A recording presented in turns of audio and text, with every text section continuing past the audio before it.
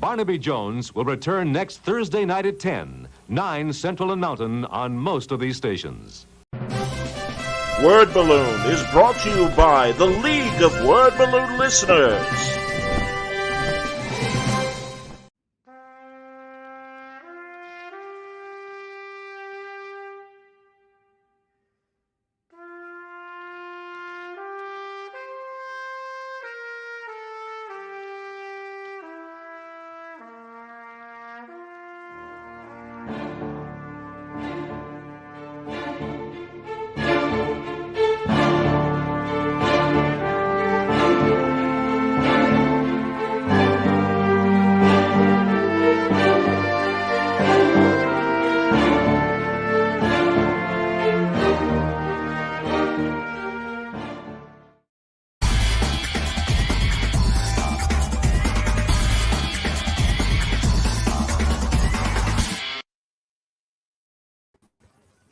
Welcome back, everybody.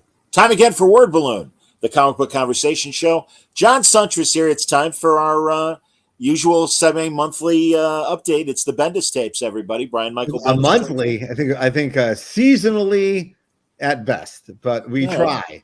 As the crow flies, yes. Yes, we do attempt this often behind the scenes. I like that our lighting is, you're very purple, I'm very orange.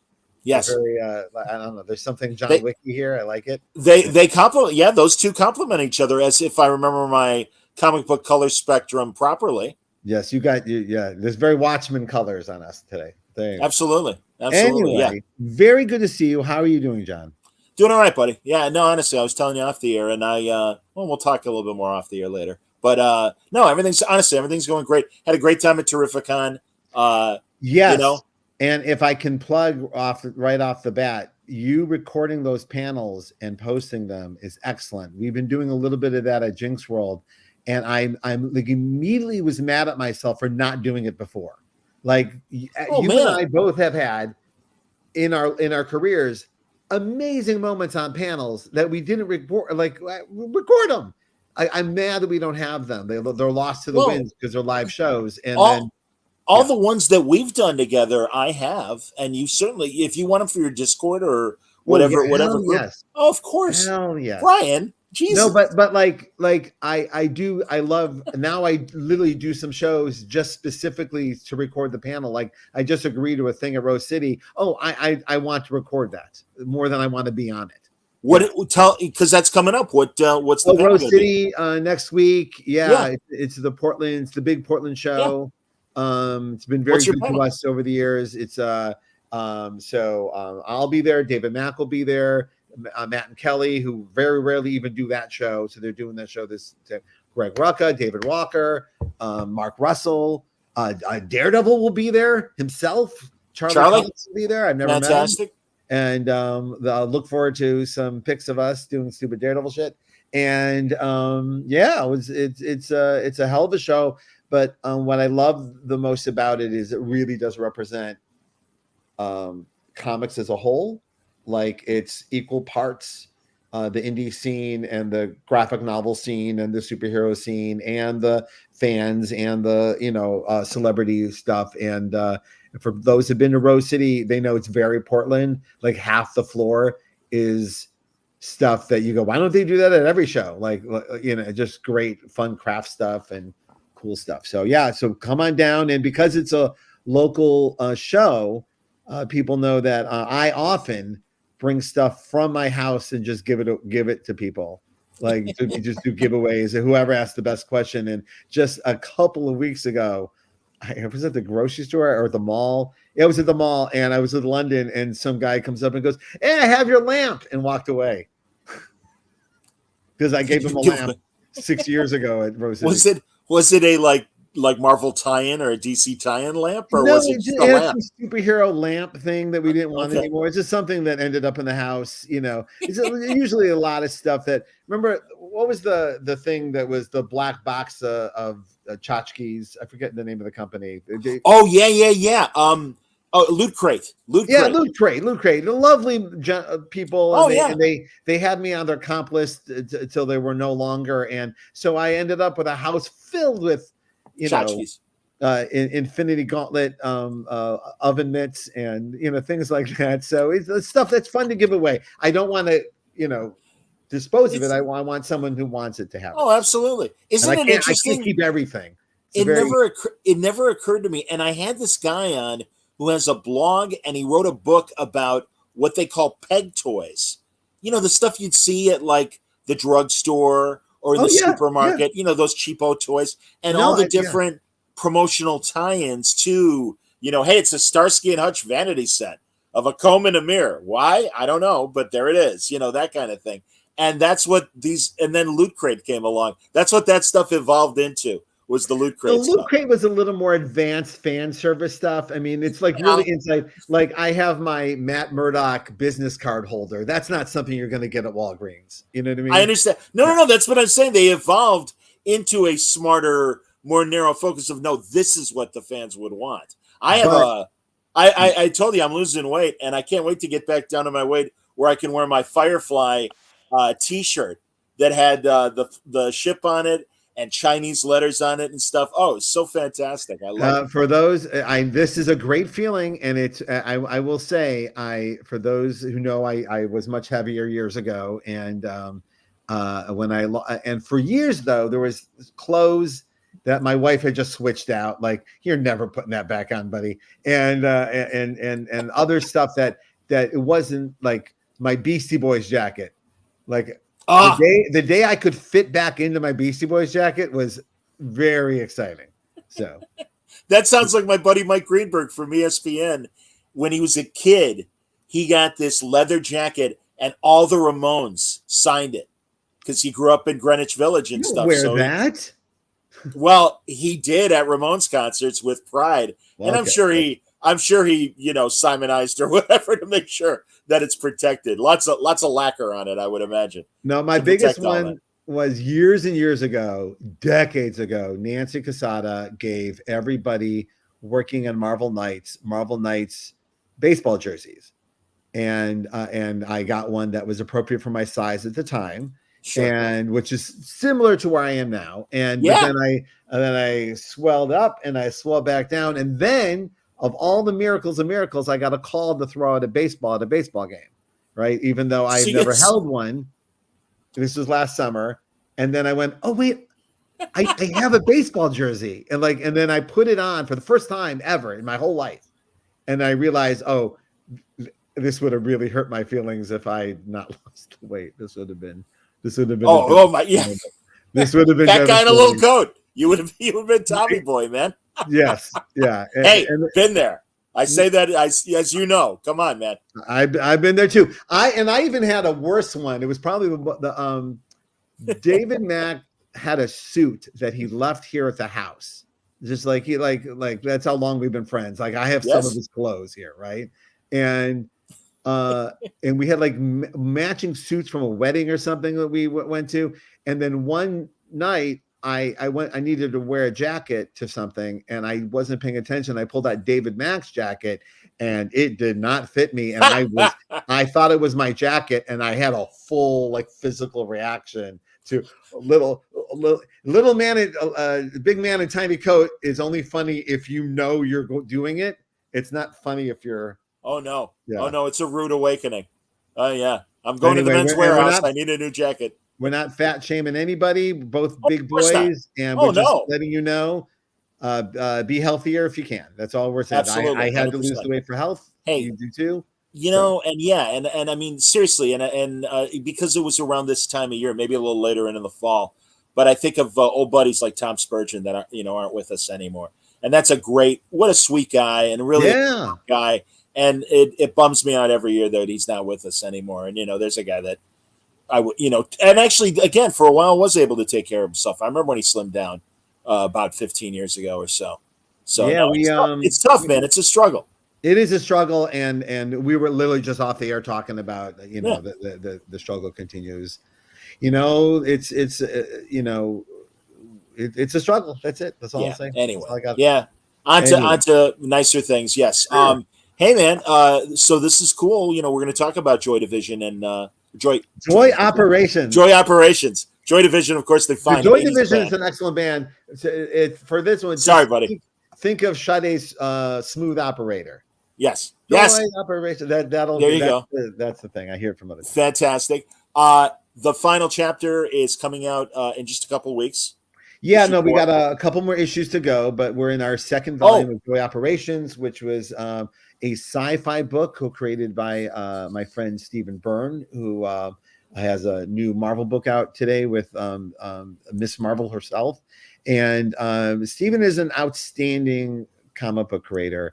And we built this whole giant sci-fi world based around the idea that eventually we believe that corporations will own cities. Like the government will be corporation. And what will that feel like? What will the world fall into? And so this is 55 years in the future where cities have been replaced by these lifestyle cityscapes. And it stars a character named Joy, who wakes up one day to find out someone else is in her head because there's some malfeasance going on between the cities.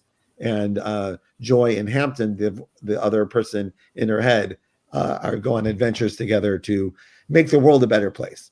Well, as you described it as a elevator pitch, it's Akira meets, if people remember the Steve Martin movie with All of Me. Well, it really is. And honestly, Brian, I wonder, a few years ago, and here's my one not tough question, but this ain't a softball.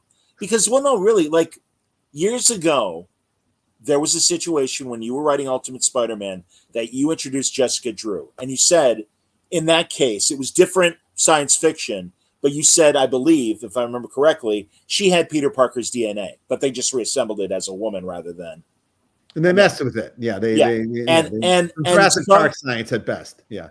Yeah. And some people, asked you of the trans community, hey, did you inadvertently create Jessica to be a trans character? And I wonder if in Joy Operations, is this some sort of like answer to that kind of a person that does feel they're of both genders, and this is a different way of showing it? I mean, I know they're separate people. Well, they're two separate people, and they're both female in Joy. Hampton is also a woman, so that's a kind of different vibe. But to answer the question, though, for those who know what my answer was, after thinking about it and talking to some friends of mine, representation, particularly for the trans community and communities like it, is so needed that to wrap it around comic book science doesn't do that's not real representation. So though I will never ever take away how anyone feels about it, and I've heard from people that Jessica's appearance in that book and her journey was very exciting and got to people. I yes, go there with it, and it was written with that kind of passion. But I will say that's not representation for the trans community in any way, shape, or form. So and I did equate it to if someone said, "Hey, here's a sci-fi book, and here's all the Jews are robots." I'm like, well, why is I would know what? No, what? It doesn't need. Yeah. I don't need science to represent my identity, so I wouldn't do that to others, and even by accident. So, yeah, but at the same time, it gets complicated, and you want people to feel what they feel and see what they see, and it's yours. Feel about it however you want. But I know what representation really is, and that ain't it.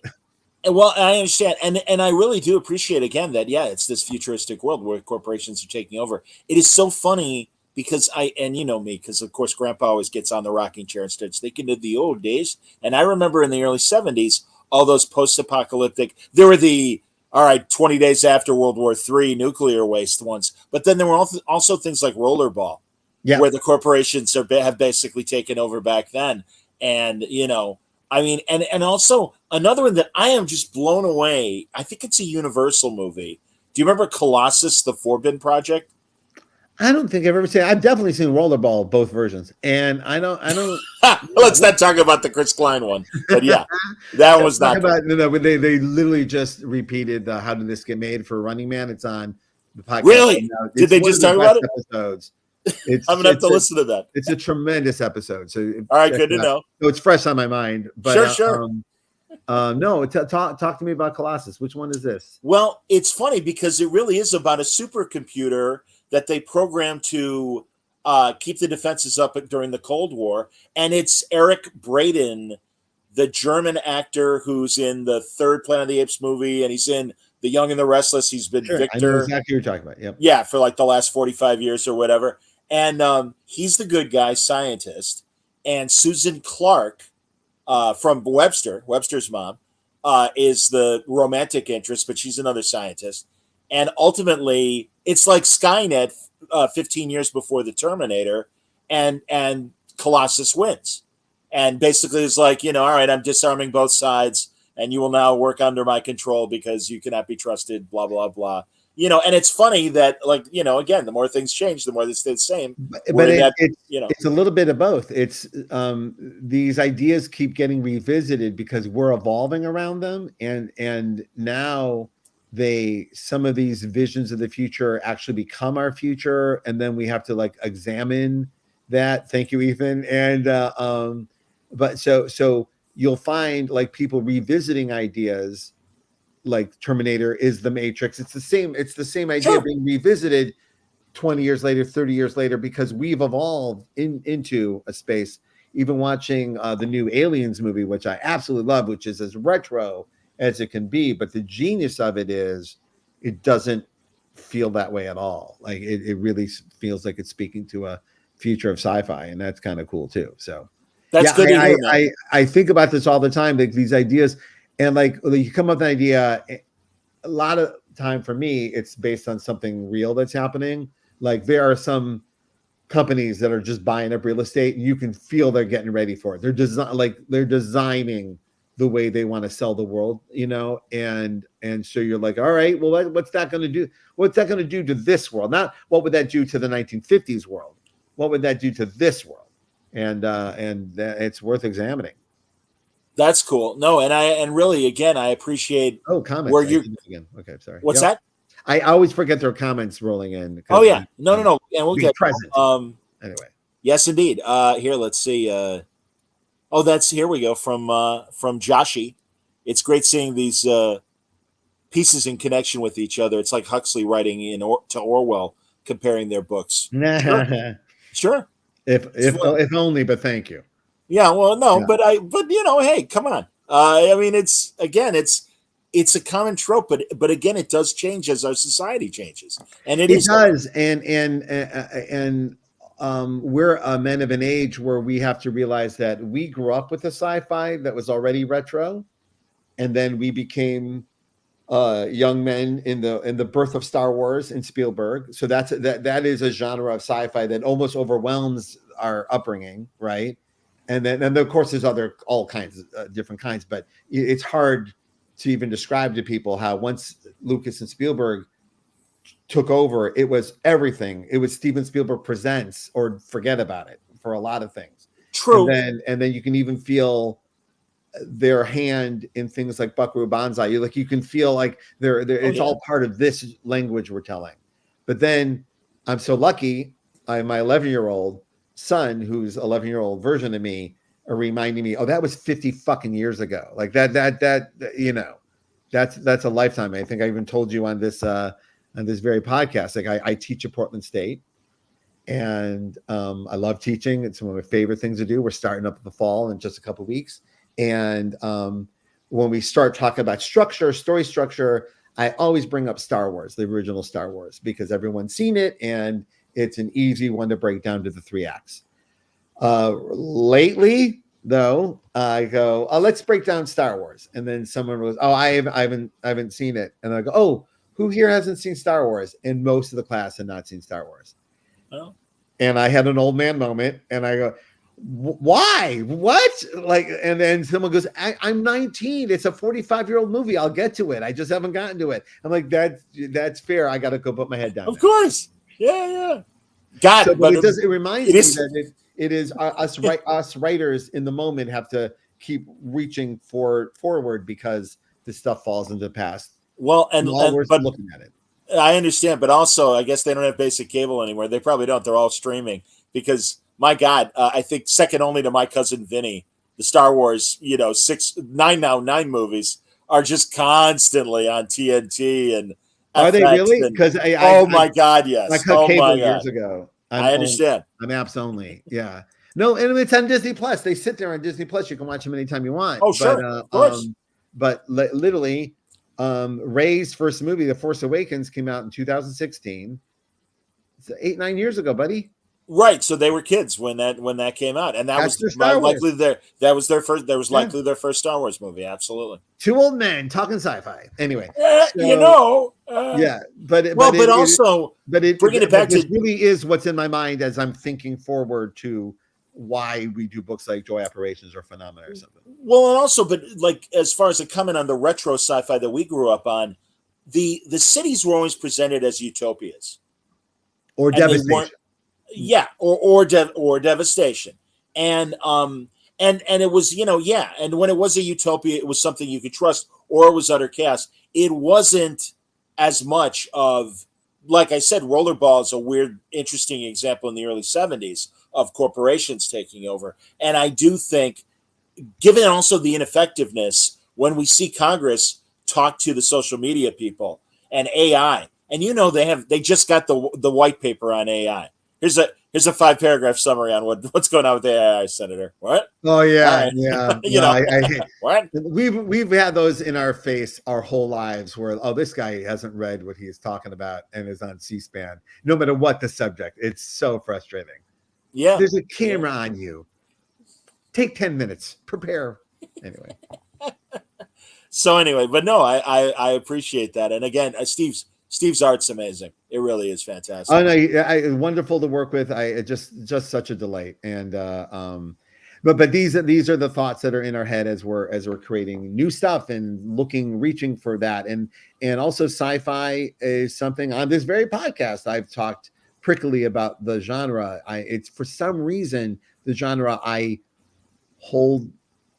Like you better dazzle me. Like I maybe it's because I grew up with so much pre-Star Wars nonsense that I really need to be dazzled by sci-fi. I really want to see something cool. And I know there's other genres like others where I'm like I like any old piece of shit you're gonna throw at me. But with sci-fi, I get really prickly if it's not even some kind of attempt at excellence. You know what I mean? Well, I really like Steve's design on a lot of the hardware, both the armor and the ships and everything else we see, and the futuristic buildings as well, because they're familiar, but they are distinct, and they really he has a great style. Yeah. Well, and every city is designed differently. This is one city's aesthetic, and if you want to live there, this is the aesthetic you've chosen for yourself. Like this is the way. But if you go to another part of the world, it's very earthy. Like it's very, like there's no pavement. Pastoral. Yeah, right. It's just and that's the way those people want to live.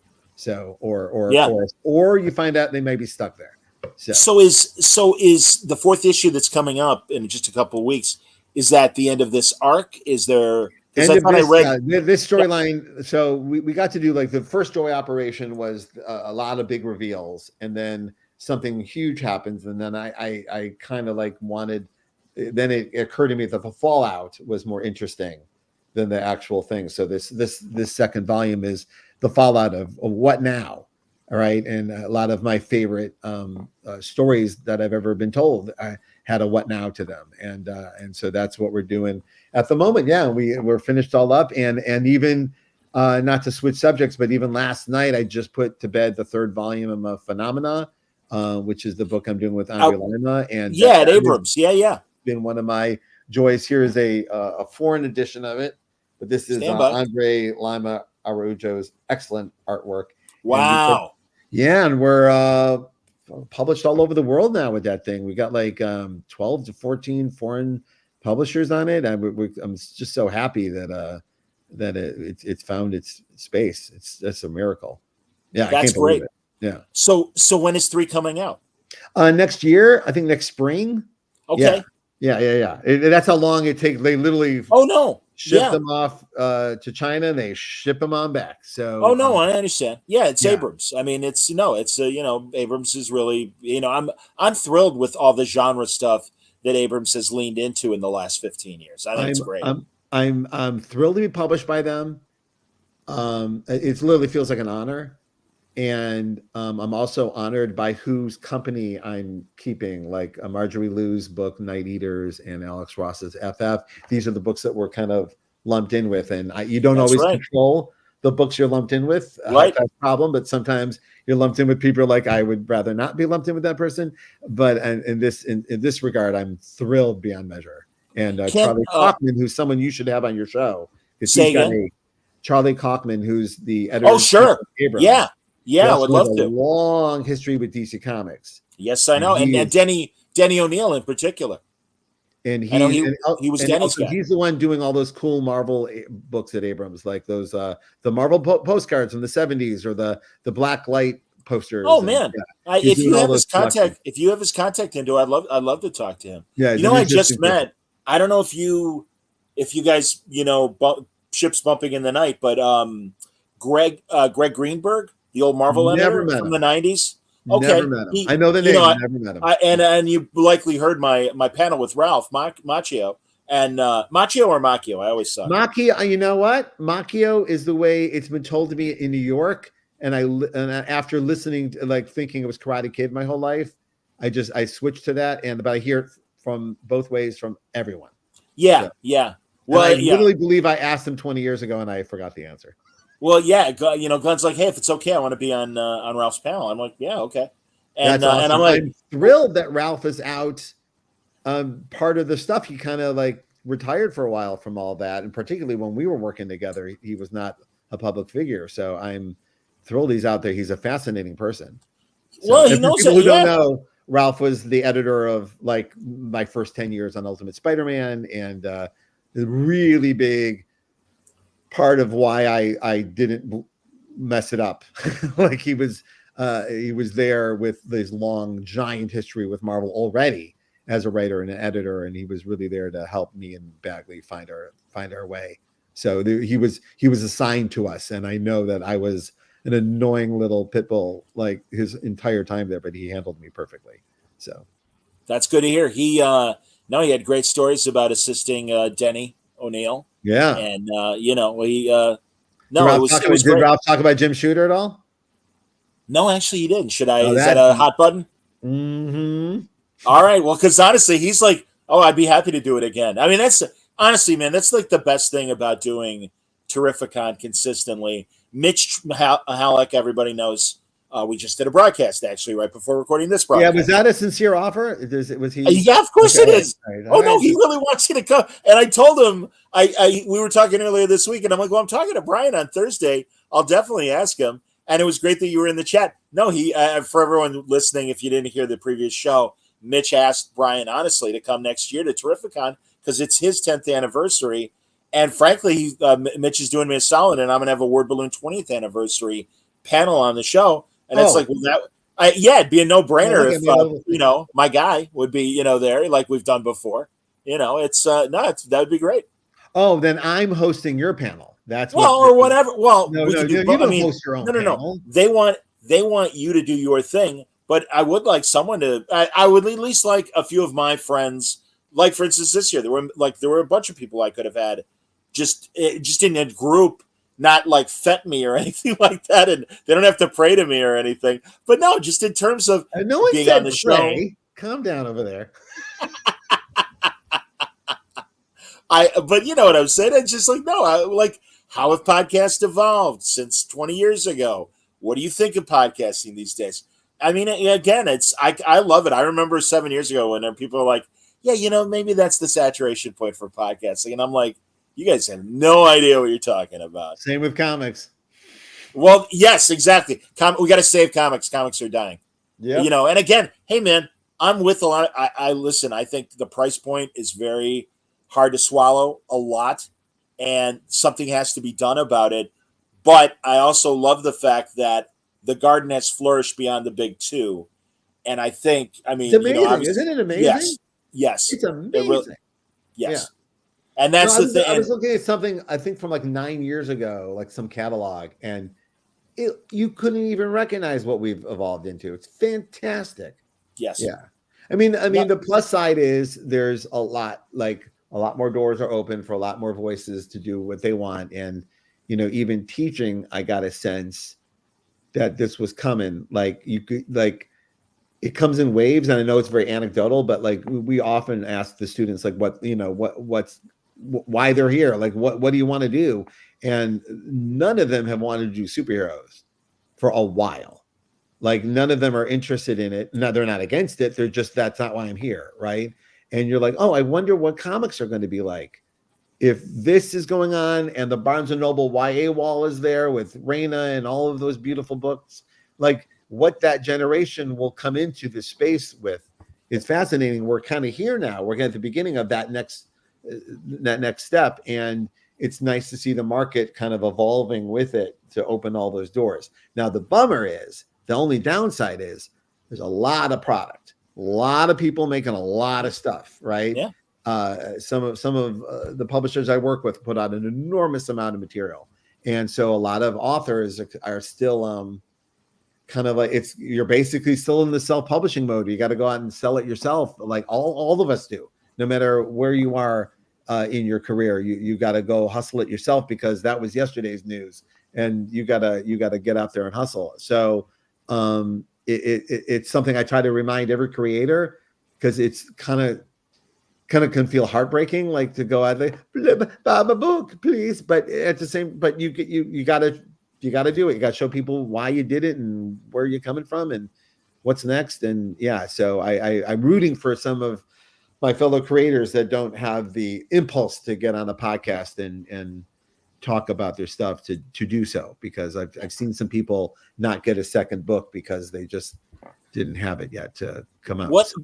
And I promise everybody we will get to Masterpiece, because I mean really I'm not trying to. No, but while we're on this subject, what do you think of the addition now of the Tapas webtoons evolution, and as an envoy for some of these other people?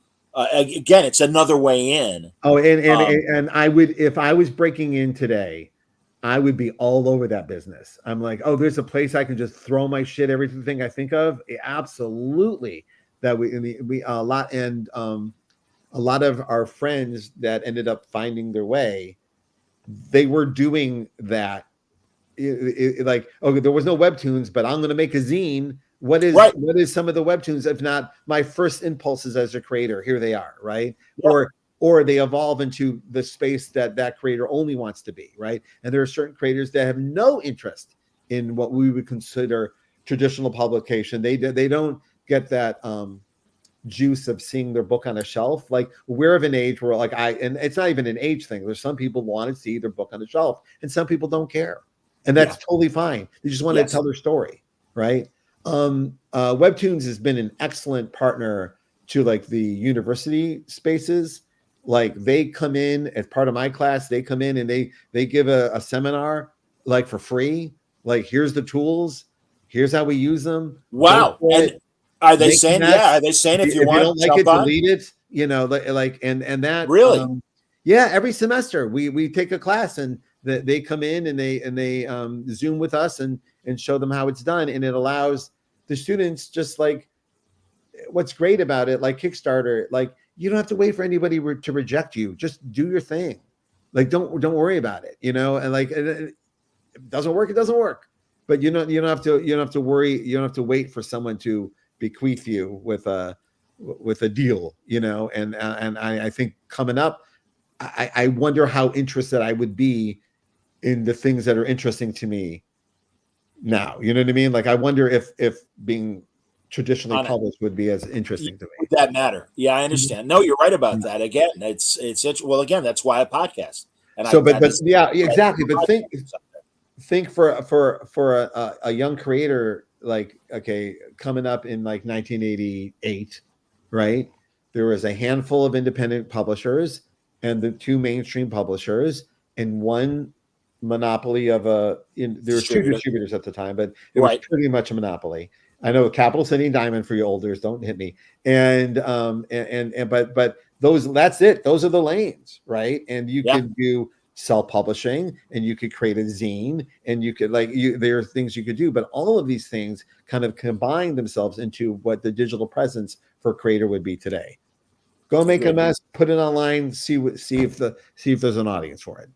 Yeah, I absolutely love it. And we tell all our students, boy, there's nothing standing in your way. It's the best thing. You've got number one, you've got the space, but also on YouTube, thanks to your show, John, and many, many others, there's a wealth of information that just wasn't available to us growing up. We had to excavate like Indiana Jones. You can just hop on YouTube and type in, how do you ink this fucking thing? And and you can watch Mike Oeming ink a page all day. That's amazing. Elsa Chartier kind of self-teaching herself was one of the best things, and I love her tutorials. I love them too. They show up in my feed all the time, and now they're going to show up more because you mentioned them. Anything you say out loud, Instagram like throws it at me. Like, is that what you want? Anyway. No, every now and then, like Rom V is another one. Every now and then a new creator just shows up and just blows me away. And I would say Elsa and Rom are in that category, definitely. Absolutely. Rom is such a brilliant writer, and it's always so much fun to talk to him. I haven't talked to him much. We shared a Justice League for like 2 issues, and then that was it. I haven't talked to him much. But there is an enormous amount of new creators and new books. And, I'm sure and if not, you creators listening to this, send John your PDFs, send the media your stuff. Not everyone's going to read everything, but they're not going to read unless you send it to them. I look at everything. I do listen to my own taste and how I choose and everything, but I am certainly open to anyone sending me something. So, but the reason I brought it up is I get inundated with these excellent PDFs of people from all walks of life, on all over the world, and it's magical. It's magical that the medium is evolving so strongly. I quite agree. In the face of everything, and also, I don't know. I just think the art form always reveals its need, even in the face of all the TikToks and all the TV shows and other media that we have. The comic book audience is always still looking for that beautiful marriage of words and pictures, and that they want to share alone with themselves. It's amazing. Greg has an interesting question. Greg McKeon? Yes. Okay. What started the switch of comics being printed in China? It feels like most DC and Marvel books, singles and trades are still printed in Canada and the U.S., but a lot of from Image and Dark Horse have been moving printing to the People's Republic. Money. It's just wherever you get the best deal, and however what works best for the machine. Marvel and DC are, and again, I don't know what they're doing right now, but it's often about, we got to get this book out tomorrow. So it's whatever printer is going to do that, who's going to offer that high quality. We don't have time to go over, but in this regard, what we're talking about with Abrams and some other publishers, Dark Horse does it as well, is it's a book. It's literally different. One's a magazine, one's a book, and there's different publishing models. And so for the book, it ships off. We get a galley, it ships back, and it just takes a while, but it's all scheduled into the book's production. But it's always that's how traditional books are made for the most part as well. So that it just, what's the cheapest way to get high quality books done? No, Ed's been saying that for years to me about all the criminal hardcovers and the various special editions he's made. And he goes, yeah, it's a great deal. And he goes, but literally there's the song, I'd like to take you on a slow boat to China. It's like, it literally is the proverbial slow boat from China that eventually gets there. And, I don't know if anyone's interested. It's the weirdest emotional feeling when you're working on a monthly book.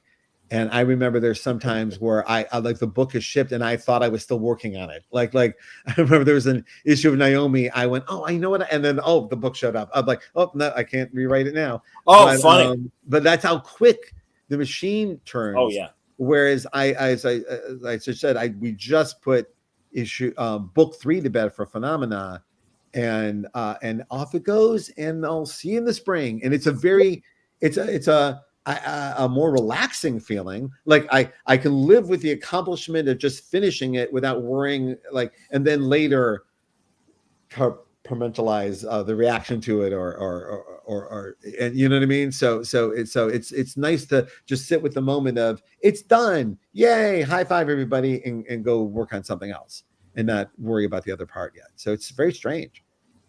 I like it. Here, Dylan Dylan Hall says, can't stay long, but I wanted to say I love your work. Masterpiece is awesome. Thank you. I'm in a book club going over your Amazing Avengers and connected events run. I do think you were cut short at DC. And then he follows up and says, was there anything at DC or Marvel that you'd like to go back for one day? Well, good question. I don't think I was cut short at DC. It was sad to be there for the end of Dan DiDio's run there. It was like for me, it felt like I was there for the beginning of Joe Quesada's career and the end of Dan DiDio's time as editor-in-chief. And it's a weird. And I was sitting at the same seat. It's just a weird thing to have experienced, and I like both of those men a great deal. And everyone should take an eye Joe Quesada's new company at Mad Cave, which Amazing Comics, which is really exciting. And but by the when I was done at Marvel, I was done at Marvel. I had literally written everything. I was going back to certain characters to see how it felt like to write them again as an older creator. And that is me rationalizing, but I'm really repeating I'm back on Daredevil. There's a version of that where it feels like you're repeating yourself. And so I was going to leave Marvel for this space I'm in right now, but Dan kind of slid in and was made me an offer that I had to entertain, and I'm thrilled that I did. Thrilled with everything I did. Every promise was kept, even though they were often in kind of disarray and distress. I not to talk gossipy, but a lot of this was public, and a lot of those people are no longer there. So that is thing. So everyone I was interested in being with kind of was gone, and then we're in the pandemic, and I'm like, I want to go do the thing I wanted to do, and that's where we are right now. So I'm so grateful for it. I can't even imagine what the pandemic would have been like if I didn't have to spend 5 hours a day thinking about Superman or however long of the day. Like I was forced out of my what we all were sharing at that time, which is like, what now? And then I got to spend the time thinking, what would the greatest person in the world want to do? And so that's a better headspace than my headspace. So I'm grateful for every project. Thank you. Someone said something about Nick Darrington's Batman. Nick Darrington's a good friend of mine now. I met Nick Darrington on that Batman project, and now he's my pal. So I'm so grateful for everything that went on over there. Would it have been nice to do 10 years of just glorious partnership? Absolutely, but it just wasn't meant to be. They're not there.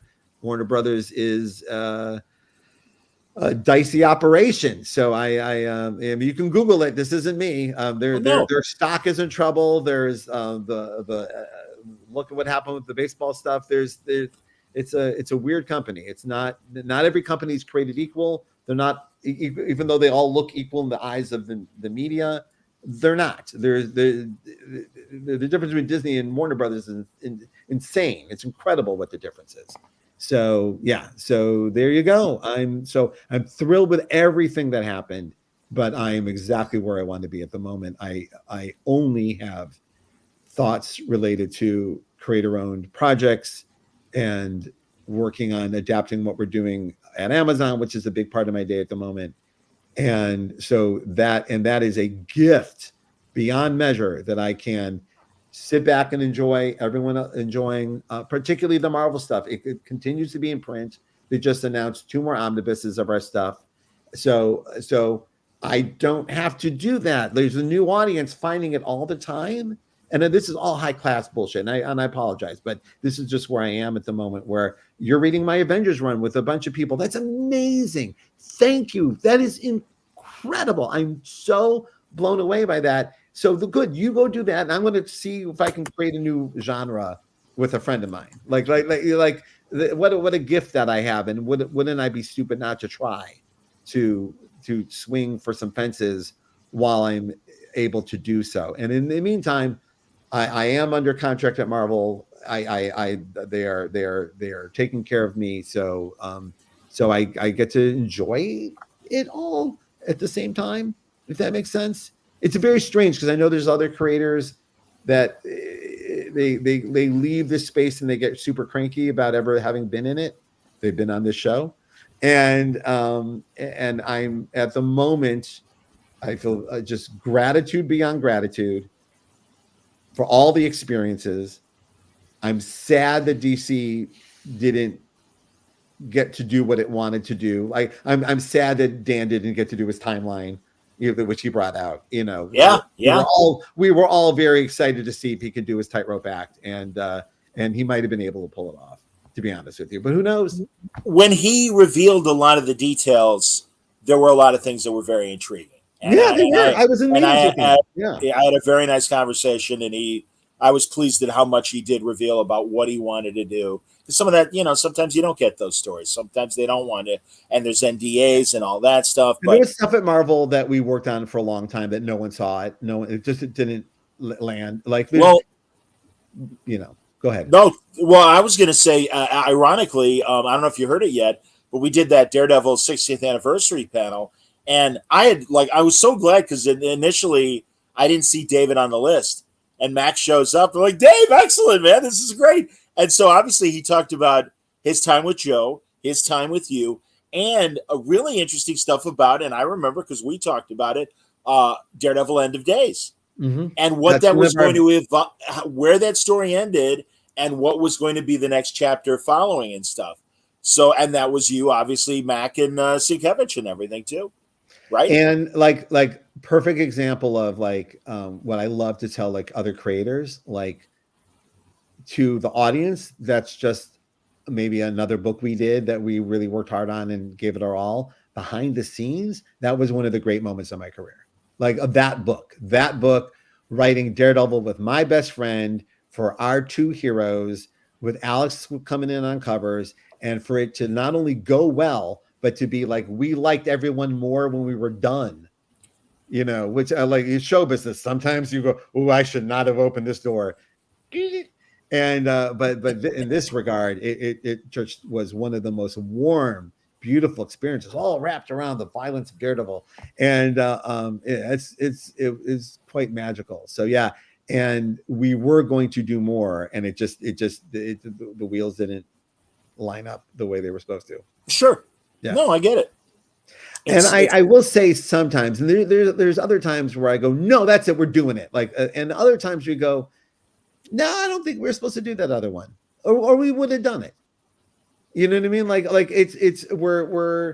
We feel so good about the other one that we just want to continue to feel good about it. So if we never fully close the door, it's always open, and that's fine too. But it's been 10 years. I don't think we're doing it. But who knows? Here's the thing, too. Even talking about Marvel and DC and independent comics, this is where I am in the moment. I am genuinely surprised, and people who've been listening to us talk over the years, hearing me say that I'm not that interested in writing anything traditional superheroes at the moment might be very surprising, as I was as all in on them as anyone who's ever been, writing multiple books a month for almost 2 decades. Right. Yeah, I did it all, and I love with my whole heart. And so the fact that I'm not interested at the moment surprises me. I'm not angry at them, and I read them and I enjoy them, but I have no interest in contributing at the moment, and instead enjoying the contributions as they lay out. Oh, good, Ironheart's getting a TV show. Fantastic. Right. It's strange to feel that way. And I think I've talked about this before. I think it's why I've obsessed over Saturday Night Live my whole life, because mainstream comics and being a cast member on SNL have very similar, seems emotional arcs, where I got to Kenan Thompson. I got to last longer than most. Right. But it's not built for you to stay. It's not that's not what the machine is for. The machine is for do your thing, have at it, hang on as long as you can, and when you're done, use it to build something for yourself. You know what I mean? And so that Miles has opened a lot of doors for me in the publishing world, and that's what we're doing. God, I have to Is mention that an before I over forget. long answer? I'm sorry. Not at no, not at all. I loved it, and no, it was very clear. But Mentioning staring at. Go I ahead. just want to You got one say, more? Go ahead. tomorrow I could wake up and go, "Oh my god, I know what to do with the Avengers." Sure. Go see me, No, but and also they could Brian, not be interested in. if everyone remembers, Jerry Conway took like 15 or 20 years off, and did a lot of So did Howard television. Chaykin too. And Howard Chaykin Yeah. took a decade off and came back. And yeah, I mean, so no, never. He's not. Brian obviously is saying never say never, Yeah. just not right now. Which is fine. But I do want to tell people, because I know you read a lot of headlines about disgruntled and as well they should be, disgruntled creators who found themselves in a space that was very frustrating. Thanks to Elisa, I'm not frustrated, and I can enjoy where we are at the moment, even with the insanity that is Miles in the Spider-Verse thing of going. I posted online. I went school shopping with my kids, and there's Miles shit in the school supplies. The 4-color pens got Miles on it. That's beyond anything we could have hoped for. Anyway, no, I get it. Going back to, you said the Walgreens toys, the toy shelf there. Yes, of course. Like some of the, I was there the other day getting a prescription. There was a Funko Pop for Dr. Voodoo in a Walgreens. Yeah, all right, I'll buy it. I don't know what it is, but I'll buy it. That's just amazing. This like how anyway. That's so I just wanted people read what you're reading, enjoy what you're enjoying, and if I change my mind, great. Maybe I will. Maybe I won't. Maybe I'll. I don't know. It's just I am baffled by my mindset right now. I've talked about it with because also a lot of my dear friends are engaged in the mainstream comic book space right now, and I'm like listening to them and I'm like, not interested. Fascinating. And maybe I burned just too hot for too long in that space. Like I literally can't think of anything that I didn't do. And not to be braggy, but and I mean, listen, and again, no disrespect to the great Stan Lee, but I remember I was at a pulp show and Steranko was there and he had all of his shadow covers, his oil paintings of shadow covers. And it was this great informal, like there was maybe 24 of us surrounding Steranko as he would go from painting to painting in this gallery setting. And somebody asked, isn't it a shame that Stan is still out there writing? And this was around Just Imagine Stan Lee at DC. And Steranko goes, listen, since 1940, whatever, Stan has written every genre from superheroes to Millie the Model to Westerns and science fiction. The guy at this point has easily written 5,000 to 10,000 stories. Listen, we got his best. It's okay. If what he's putting out there now is not at the same quality, it's like he's done enough. And again, that's what Johnny Carson was always afraid of. He'd see Bob Hope come out. Hi, ladies and gentlemen. Listen, I don't really know where the hell I am, but here's some bad bloopers. And he's like, I am not going to wind up like this guy. That's why Johnny walked away in '93. And other than that little walk on he did with Letterman, walked away. He walked away, and I heard some stories about like what they did to try to get him back, and he walked away. No, I also admire so many creators that in many fields that roll up their sleeves at every stage of their career and swing for something. Like and they're constantly looking for. I don't know if I can do this. I actually don't challenge. Know. Yeah, yes. and they scare themselves. Yes, and so I'm lucky enough that I can afford to try a couple of those swings. Yeah. And Miles has offered that, so I'm going to try that. I don't know. Like I'm so surprised by my mindset and like my output right now. Like I'm so surprised by it, and that I couldn't even tell you what I'll be like in a year from now. That's the only thing I know. In the cases of Joy Division and Phenomena, Joy Operations. Joy Operations. I'm so sorry, buddy. Like Sade. I told you off the air. Like Sade. Joy Operations. It's easier to remember. Okay. In the case of Joy Operations, and in the case too of Phenomena, you're working with these different artists that really, when you're working with an artist, obviously the character of the story, you obviously the artist, good Lord, that's what our eyes see and everything. So it does influence our feeling of it. And it does feel different, certainly in the case of Phenomena and the world building you're doing there, but also Joy Operations. Well, those are both examples of it's all in service of this voice. Like Andre, like my whole thing is what can I do to elevate and help Andre be the best version of himself that he could be, and I'll just hang on for the ride. And I think I told you when we first started these books, I was very inspired by G.F. Darrow and Frank Miller's collaboration in Hardboiled and Big Eye and Rusty Robot, and how I remember in interviews Frank would talk about, no, my job is prompting this and nothing, and getting the fuck out of the way. And so that's been my inspiration the whole time. So interesting. Well, and then it's different because again, you've got this great history with Alex Maleev, and to Zach's point, Masterpiece is incredible. Was incredible because he did wrap it up. Are you and Alex coming back to do more or doing something else together? Because the story does kind of have a definite ending. But he goes, it has an ending and we're a franchise. It ends with, there are a million stories. We haven't even told you what happened to you. This is just what you're faced with. Yeah. So I tend to, and some of this is I'm because I'm lucky enough to be at Amazon where we're cooking this stuff up, and I definitely can see Masterpiece as one of those things that could go on and on and on.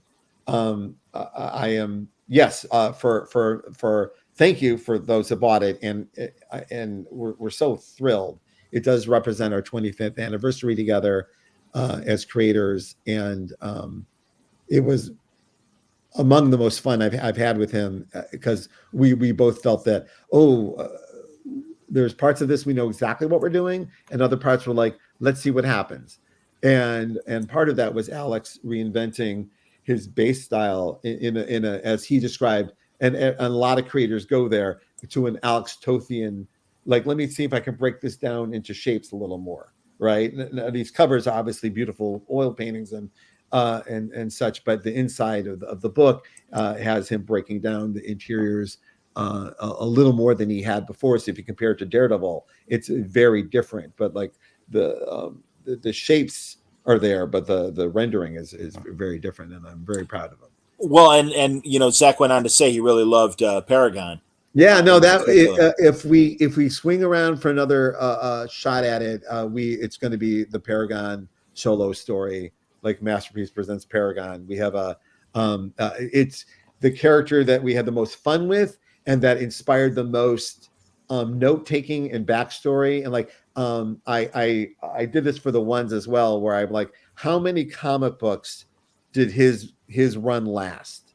Like I decided like who published this book and how many issues did it go, right? And so Paragon was very much based on the pulp heroes that we grew up with, but this is a hero of the 90s. Like this is like what if the Shadow was created in the 90s, right? And very much influenced by what we had. And you're going to laugh as soon as I say Phoenix Jones. There was this wave of real life vigilantes. Do you remember Phoenix Jones? No, was he one of those people? We talked about Phoenix Jones. He was. I totally forgot. Was dressing up as like Spawn and going out in the street and hitting people with stick, like actually trying to be a vigilante, like in the 90s. And we would go to shows, and they would be there, like, and I'm like, oh, that's a guy with a weapon. I know, but it's just a very strange. So, what city was he in? Portland? Seattle. Google it. Yeah, I don't know where this ended. I vaguely remember this now that you're saying it, and I certainly know the other vigilantes that certainly tried. Yeah, if this story ended terribly, I'm sorry. I don't know. I don't have the follow up, but that impulse of there's someone on the street who's beating people up who aren't like that happened in our lifetime, right? And I wanted to. Are you Googling it right now? Is that what's happening? Anyway, no, I was looking at the chat, and does the chat let us have it? Well, Mike Blacklist says, great coincidence. I literally just finished Masterpiece last night and immediately thought, man, it's been a while since Brian has been on Word Balloon. Oh, good. Here we are. Zach remembers Phoenix Jones. Very good. There you go. No, it just like it gave me, we're talking about the real world impulses that take you into a fanciful place. And the fact that while we were making comic books and before I broke in, there were like vigilantes on the street and coming to shows. And it just made me rethink everything. And I wanted to like, I said, I want to meet that guy 20 years from now, and here we are. Yeah. Yeah. Oof. Jeez.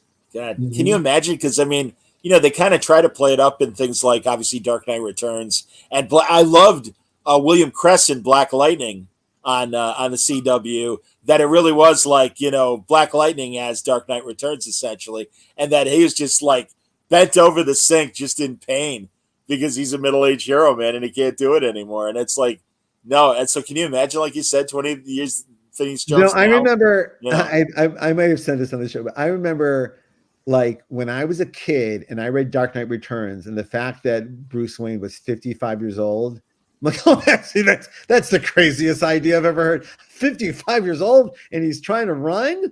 That's crazy. And then when I hit 50, I went, oh, this is like the only age I could have been Batman. like this is like this is like when you're like you're not fully, like, and also I had, we're all like, for 50 years of like lifting groceries and babies, like I'm ready.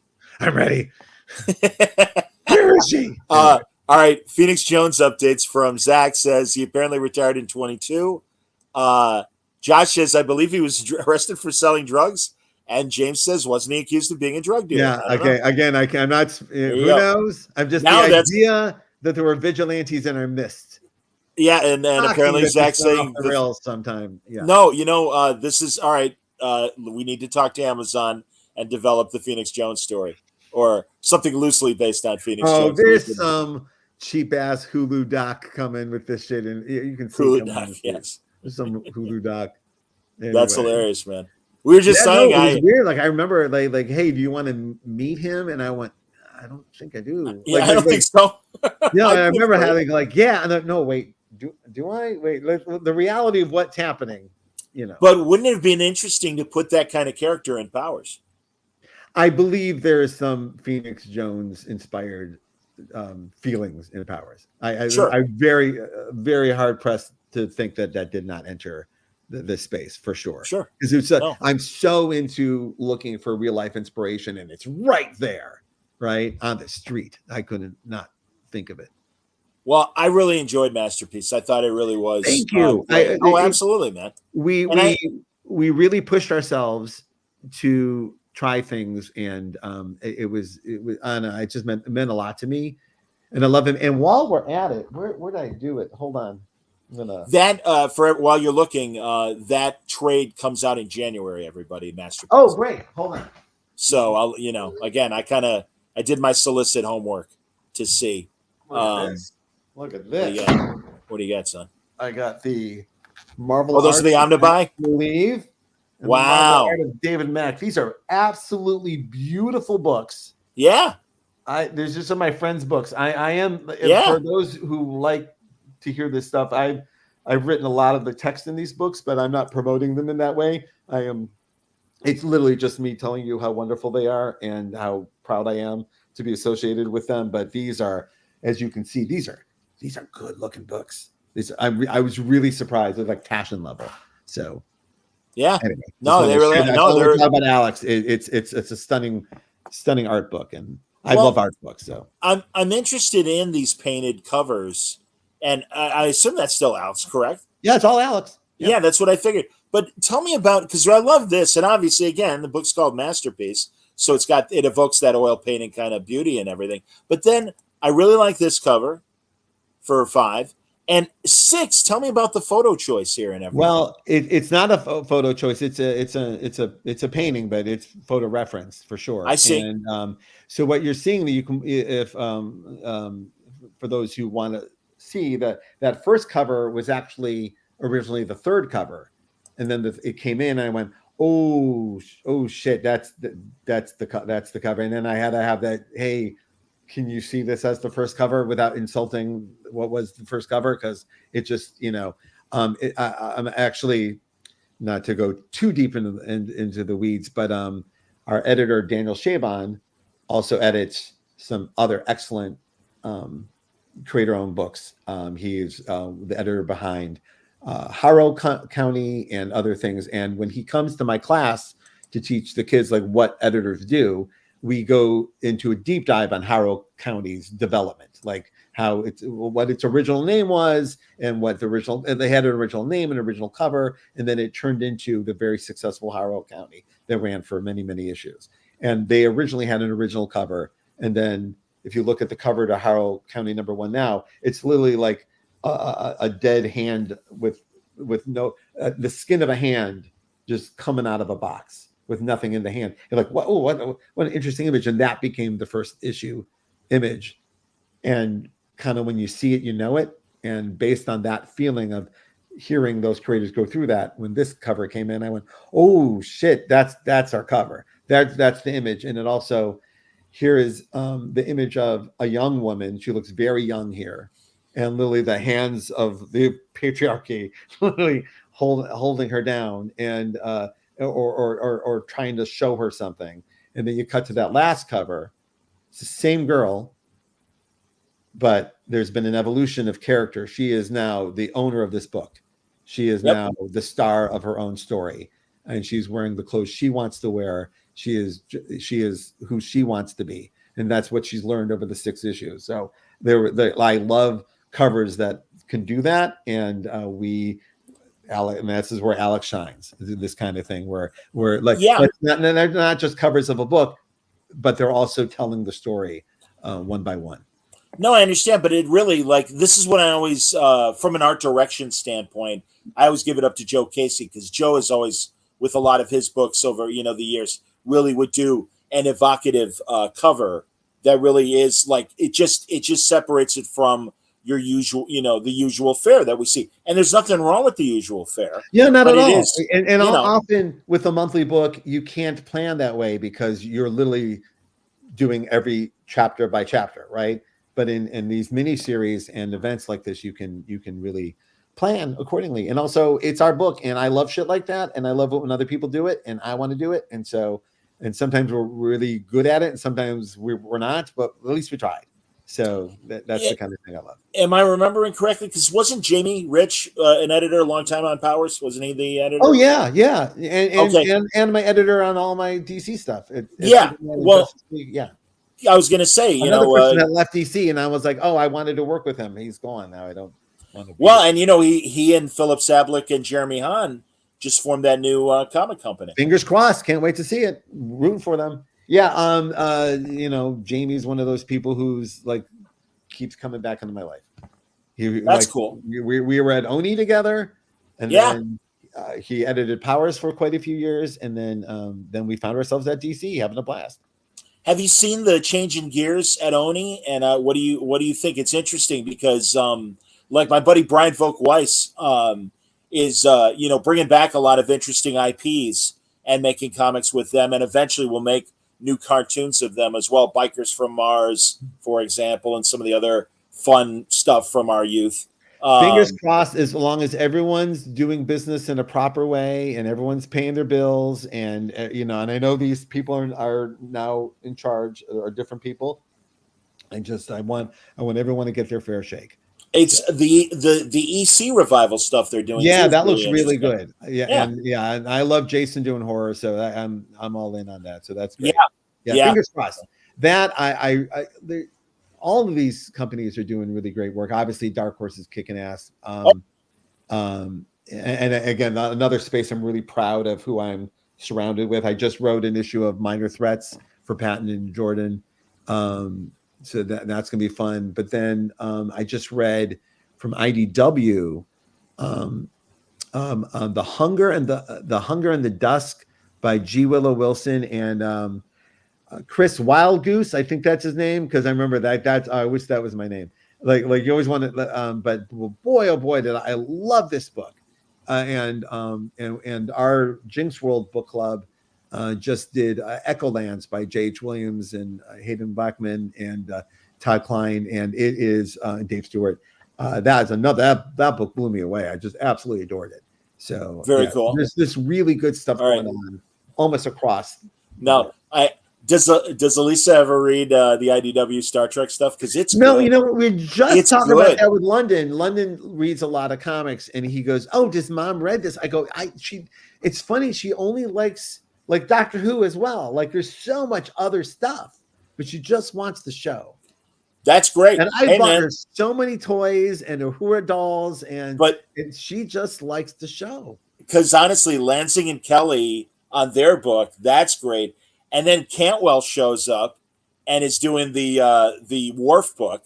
Yeah. Lansing and Kelly are doing the Cisco book, and Lansing's doing, or rather, Cantwell's doing the Worf book. They're great. They're fantastic. Oh, it's fantastic. Yeah. And Heather Antos is editing, and she's doing a great job. She just sent me something they got coming that looked really good too. I don't know what it is. That's all I want to say. But another PDF that came my way that it looked really, really interesting. So yeah, it's an exciting time. I do feel like, oh my God, there's so much stuff. Like people really have to make their choices on what they're buying. Yeah, it's really it isn't easy, everybody. No, believe me. Always an expensive habit. Always. Can we get Brian to talk about his book on writing comics words for pictures? Will you be writing a follow-up? Well, I kind of have in the form of what's going on my website. So, first of all, thanks. Words for Pictures means the world to me, and it's out there. And if you can grab it, please do. It's not a book of how I write comics. It's me hosting a bunch of different philosophies from my friends and peers, and that's my favorite part of it. It seems to give a lot of people a lot of different opinions to mull over. So I was going to do a follow-up, like a traditional follow-up. Mm-hmm. And the whole time I've been teaching, I teach at Portland State. So I'm always in this teaching space.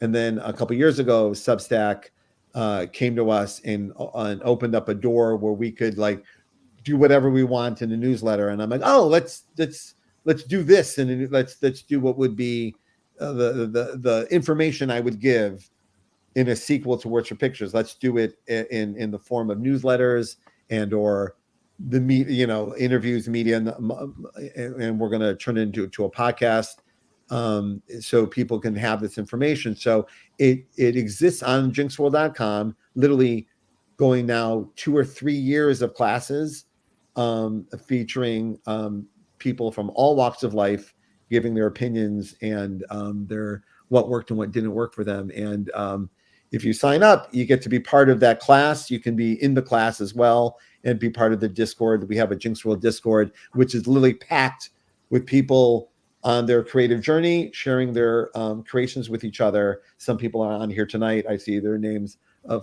in here. And it's a very supportive, excellent group of creators really rooting for each other, which is all I ever want out of the world. And so it's great that it's happening. So yes. And it's so funny because we were just talking about the traditional publishing, and in this one, I abandoned traditional publishing to get this information out in a way I thought would be more interesting to people, or at least was interesting to try to make.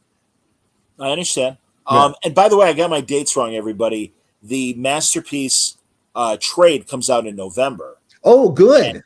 And it was, Fortune and Glory, the musical, that comes out in January. Yes, that got bumped. That was supposed to come out this summer. There was a first time in a long, long time, a genuine printing mistake that got caught at the printer. So I didn't even see it. And I just got hey, we can fix this and it won't cost anybody anything. I'm like, great, fix it. I'd rather have it right and delayed than, but if you want to read Fortune and Glory, the musical, my 2 weeks writing Spider-Man, the musical, Turn Off the Dark, it is also available as part of jinxworld.com's services. So you can read it right now if you want.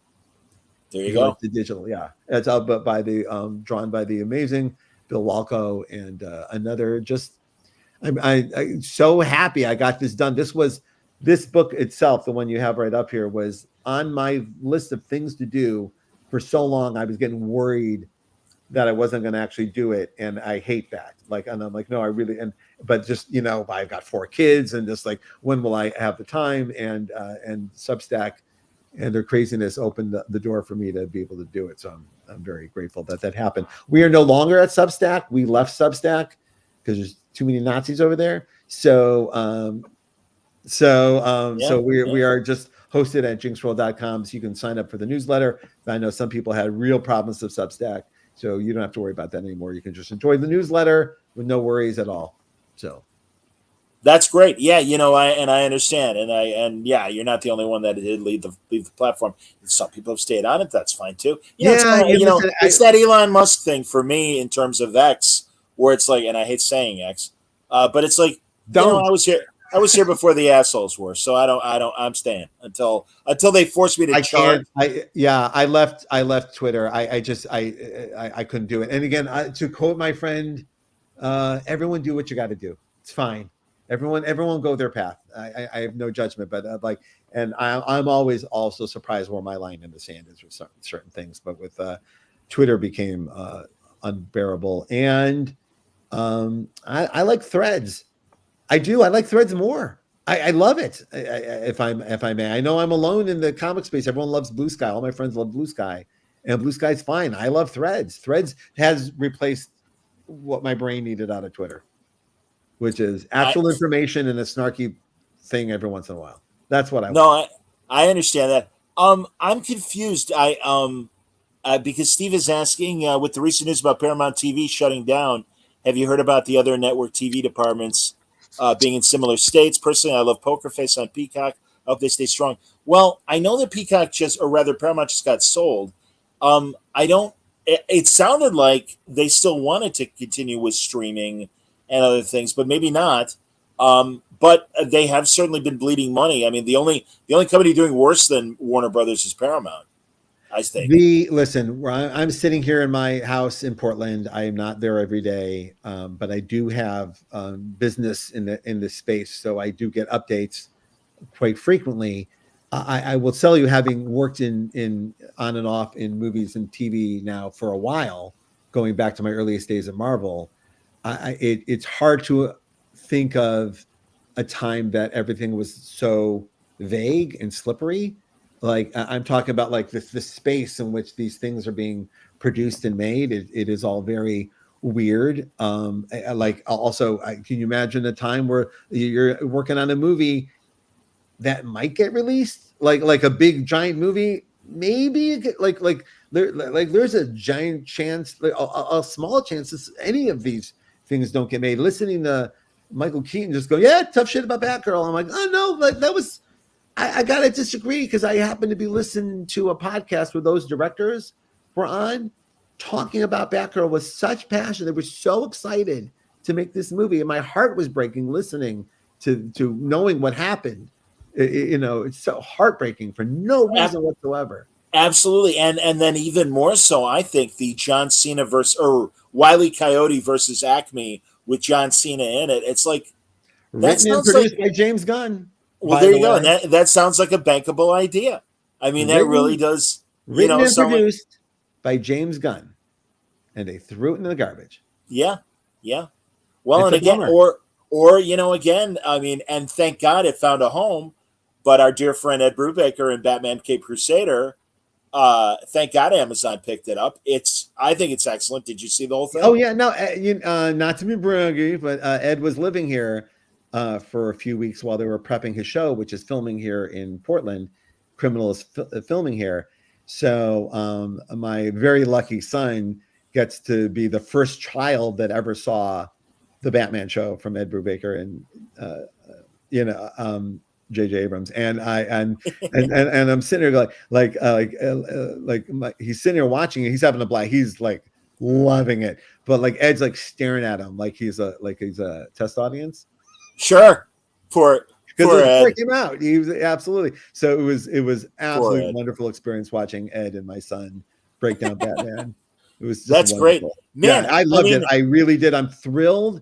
I did. I this is one of those shows that could really like catch a moment. Like people be like, I'm really in the mood for this Batman right now, and I'm thrilled that that's what happened, because that's what it's like absolutely. watching it. Well, and they greenlit a second season, which is great. But man, it was like, I mean, talking to Ed, it's like, well, Greg wrote one, Greg Rucka, and I'm like, oh, great, that's cool. And then it's like, hey, Mark Bernardino wrote one. That's great. I love Mark. And hey, But JM that's JM Ed being DeMatteis wrote one. Hey, that's great.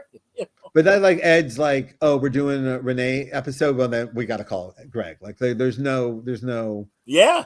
that's just the magic of Ed. We And it, just this weekend we saw his wife Mel, who I believe you've had on the show as well. She just had a short animated pick in the Portland Out of This World Festival. We just that's great. It was really great. It won the award for audience too. It was really good. My God. Yeah, I met really Mel. Fun.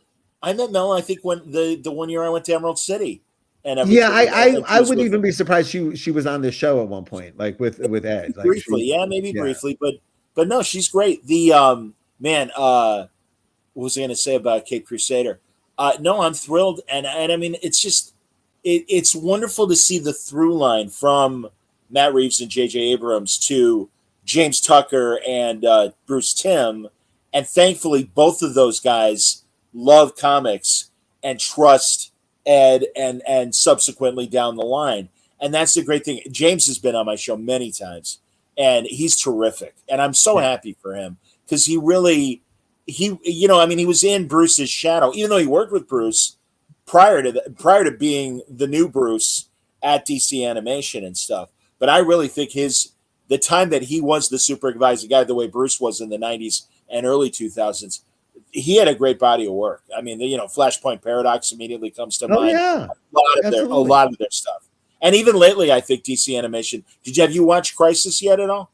I didn't. My son did, and has been literally following me around the house, like the little voice in my head from 1985 when I first read Crisis on Infinite Earths. Like he's like, and then the Monitor did this, and the Anti-Monitor did that, and it's just very, very funny. That's great, man. Also, I'm just so grateful that I'm a dad that knows who the Monitor is. Like he didn't have to explain it. I used to get that during the heyday of the CW. I would get women at my radio station coming up to me who had kids, and it's like, all right, explain the Reverse Flash to me. I'm like, no problem. Sit down. It's going to take a minute. Sit down. Yeah. So, that's really funny. There's a great question here I wanted to Please. answer from Ethan about what were my guidelines for my kids' media diets. Do you make any choices you would change now? Well, so it's interesting. I think about my kids' relationship to all this media. This house is look, it's all over the place. Like it's everywhere. It's and so all my kids, I have 4 kids, and they all have different relationships to it. My oldest is in film school. It seems that her media diet really set her up well. I'm genuinely proud of the quality of her work and the voice and what's inspiring her. So wonderful. As much as a parent is allowed to take credit for that, I will. And this goes back to Ed and Sabrina and Tabitha are also like, I kind of like we're I don't know. We talk about this a lot. Like I watched a lot of stuff I shouldn't have as a teenager because I was the only kid with cable in my neighborhood, right? And it didn't fuck me up, like not obviously, not in a way that's like harming to others, but exactly. But seeing Revenge of the Cheerleaders as one of my first incidents as a child, I'm sure affected me in a way. But hey. That was, by the way, saw it after school on Showtime at 4:00 in the afternoon. I remember exactly where I was. I respect that. Absolutely. That was old cable. Absolutely. Hilarious. So I think about this, but my kids also have this extra enhanced thing where they get to go behind the scenes. They get to see the sausages get made. Yeah. All of my kids have been on the set of Powers and other things. London just this summer, just a couple of weeks ago, not to brag, I apologize, but Ed's like, hey, come on down to set today. We're robbing a bank, right? Like, as people can guess, sometimes you're on a set and it's mostly nothing's happening. Like everyone's waiting around, everyone's putting stuff together, there's makeup being done, sets are being set up. You can be on set for hours with nothing happening, right? That would be of interest to a child. It would be an interest to anyone involved in production, but a kid's there. So I show up with my 11-year-old, we ride our bikes down, we show up, and literally we show up, hey, Ed, and action. Like they rob a bank, guns blazing, blah, blah, blah, blah, blah. Coolest thing an 11-year-old could possibly ever want to see on the set of a thing, right? 2 minutes later, because they're doing 2 shots at once, Charlie Hunnam and another actor are in a gunfight, and they're blowing squibs. They're Oh no. blood. They're blowing squibs. So for an 11-year-old to see a squib blown and that everyone's fine what a treat, right? So he can go see Deadpool, and none of it's real. He gets it. It's like a Bugs Bunny cartoon. None of this is actual violence. Like it's not. So that's kind of my feeling about it. Like he's seen what a squib is. He gets it. I think it does change how you see it. And also I kind of like to see where the kids want to go with their material. Like I don't want to I know there's a lot here that's all consuming, but like I'm very interested in what my daughters want to watch that has anything to do with what's like available, right? Obviously available. So everyone's on their journey. I love it, but I do think because they get to go behind the scenes, all my kids have literally said the word crafty, because that's the short for craft services. They know what craft services is. They have a different relationship to media than most kids.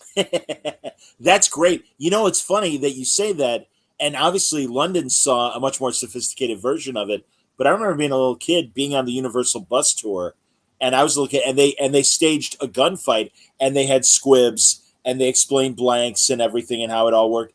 And I saw all that stuff at a young age. And you're right. I think it did kind of it didn't. I didn't go close to it, you know. Yeah. You mean if anything gets under your skin, and also sometimes it's not the scariest thing that gets under your skin. Just a look from an adult on a show can get on your kid, and you go to yourself, this isn't real. Like you immediately go, I know this isn't real. I've seen the camera. So that's true. That's what I recommend to all parents. Just become friends with a showrunner and let them on your show.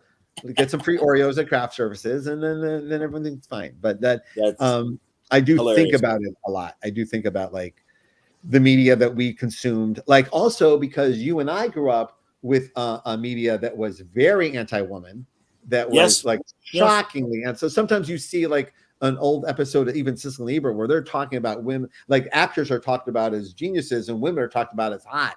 And it's really shocking that we grew up with that feeling, and it was everywhere. It was all consuming.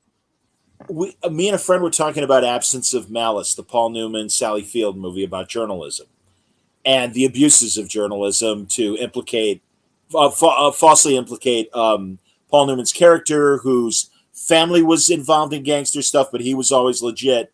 But to juice up a story, they bring up his family mob ties. But again, he's totally clean. And at one point in the movie, he forces himself on Sally Field. There's never any nudity or penetration, and it's not full-on rape, but it clearly is a physical harassment. Yeah, I mean, it's a definition of rape. Well, there you go. And it's like, no way in hell would they do that. Not even with the explanation that the movie obviously, whatever. It's like, no, that just would not happen, and rightfully, that's good. No, I was like talking about that you're right about that, but like even take it back when I was a child, the movie that was most available on cable 24 hours a day was Porky's. Yes, it was. Hate crime of biblical proportions by today's standards.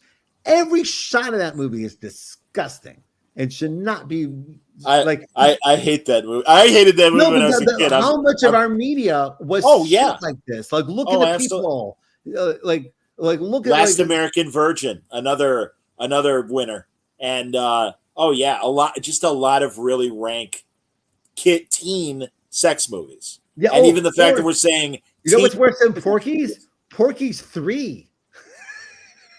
Although it had out of ideas. Although I think it was 3 that had the Dave Edmunds theme song at least, so there was at least a decent song out of the movie. But they're horrible. Even like they're movies horrible. like Police Academy, Jesus Christ, they were just filled with stuff.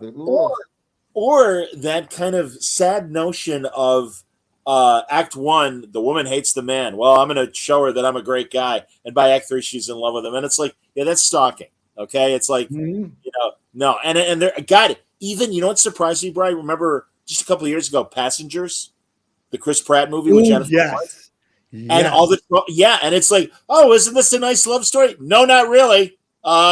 Read between the lines what you wrote there. And it blows my mind because one of the streamers is still running it. And I'm like, okay. Yeah, no, they just put a new warning in front of Breakfast at Tiffany's, which they should. And about Mickey Rooney and his yeah, unfortunate portrayal. like they don't want to throw it out, but let's be very clear: this is terrible, right in the middle of it. And I was like, you could do that to Passengers. This is a bad idea. Or someone reminded me that the original Ocean's 11 ends with them all like in blackface. That's how there's a moment of the heist where they are block blackface. that out completely. Well, they're doing it because it's in the dead of night, and they obviously don't want their pale faces. But it's fantastic because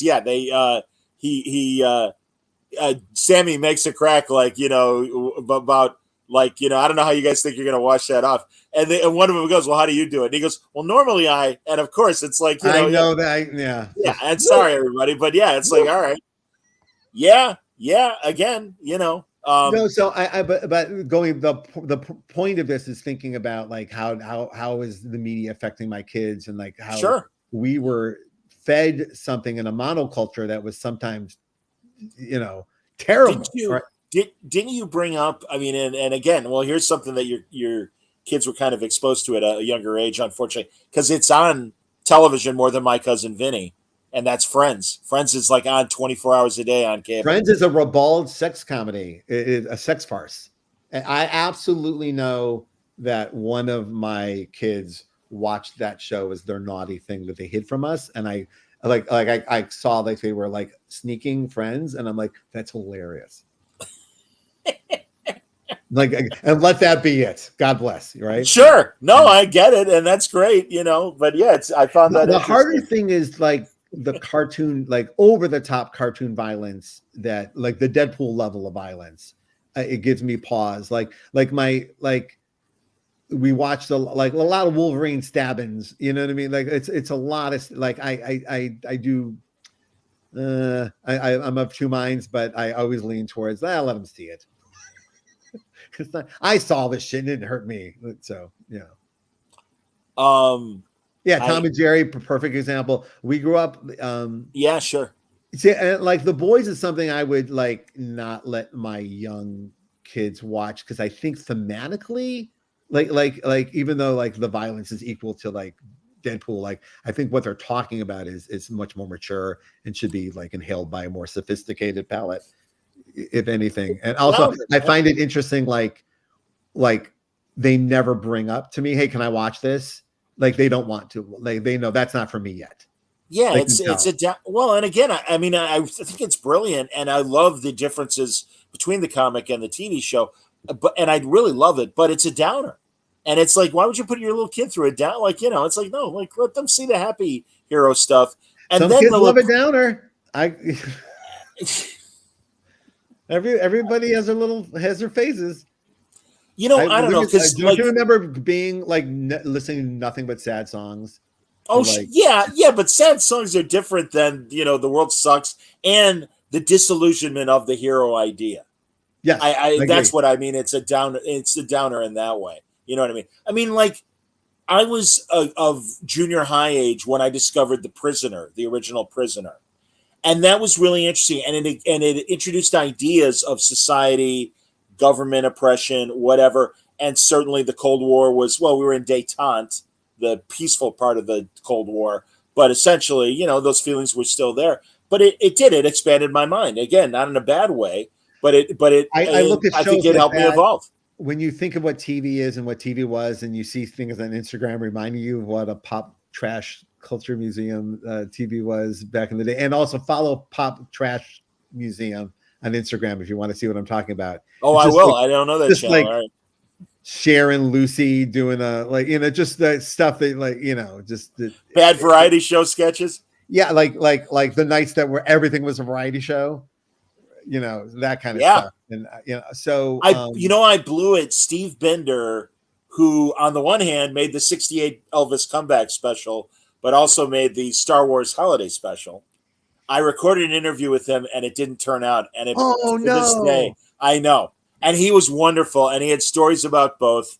Valanche has great stories about the holiday special because he wrote some of the music for it. Bruce Valanche. There's a new documentary. I forget the name of it. It's out now. I think it's on Amazon about the holiday special. Someone's going to come in and swing in with the name of it. But yes, someone just put 16 Candles in. We know. By the I way, just saw it a few weeks ago. Being the age that 16 Candles was sold to the year it came out, we sat in theaters and went, "Oh no!" Like nobody thought that was funny then either. So I thought it was funny then. The Asian character. Well, not that, but no. I'm talking about Well, again, it's a shame because I believe Getty Watanabe is his name. Yes, the actor, Yeah. and it's tough because there is a generation that did find that funny, and it's a shame that he can't enjoy that success. Well, John Hughes is a fascinating person, full of filmmaker, high art and low art. Well, he's a complicated guy, rubbing up against each other in every one of his movies. It's absolutely fascinating. Not to switch subjects, but I just heard a podcast that might have been on Spooled, where they were talking about all the conspiracy theories about Ferris Bueller, about how if you watch the movie, Ferris doesn't change. He's just this agent of chaos that does whatever he wants all day. Yeah. Right. Cameron has an arc of character. Cameron is the movie. Right. Yes. So there are people that think that Ferris Bueller is an imaginary construct so Cameron can deal with his life. Cameron can't talk to his dad. Cameron can't talk to Sloane. Cameron can't deal with that. So he creates this. It's almost like a Fight Club for teenagers. Like it's a Tyler Durden character that only we can see. And the hints of it are that often Ferris talks to us about what's about to happen to Cameron.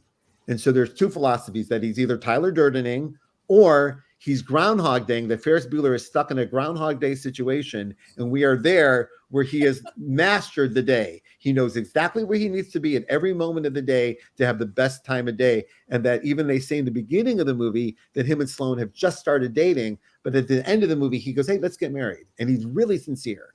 So he's lived this day with her for hundreds of days, and he is. I love that. All right.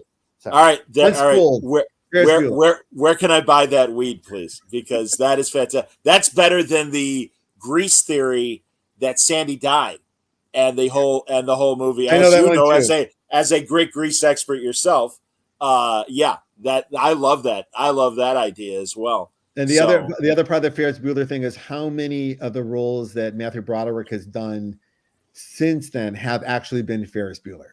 And that there's certain directors like Election, that's definitely Ferris Bueller. Ferris Bueller has fallen on hard times, and he is a piece of shit.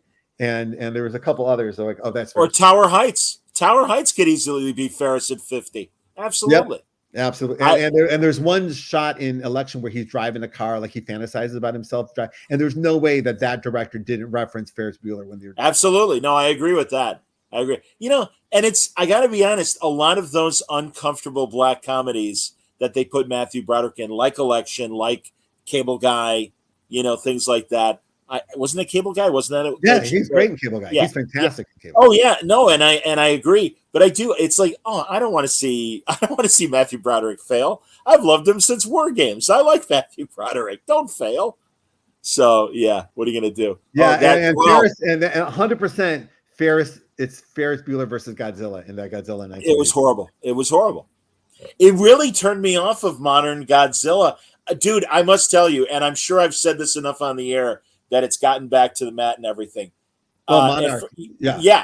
Listen, I mean, I've had conversations with Matt about Monarch, and it was incredible. But at first when I heard about it, because I really, in fact, I think even when I was like with you for that week before during Rose City, I think Godzilla was on it, and I didn't give a shit. I know Pacific Rim too. I'm like trying to tell you, like, do you want to watch the movie? I'm like, no, I've seen the movie. I want to talk to you. I haven't seen you.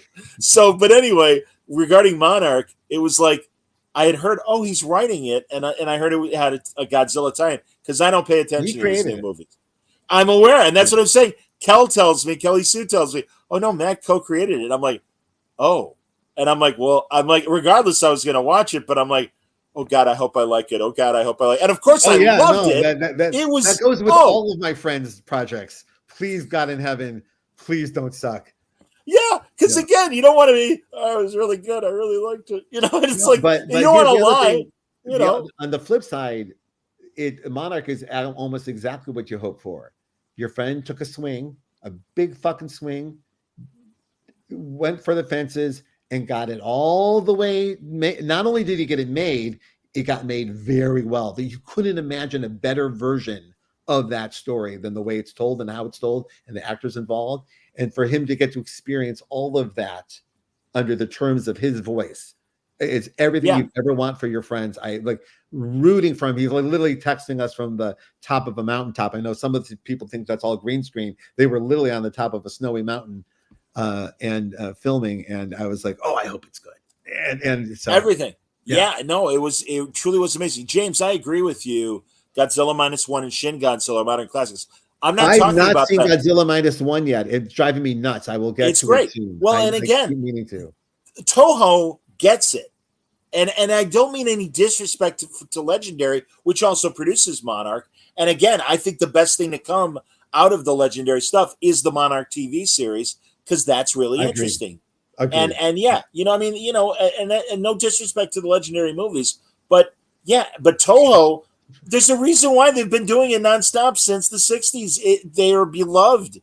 And, I don't know if they have in Portland Godzilla conventions, but they have them in Chicago.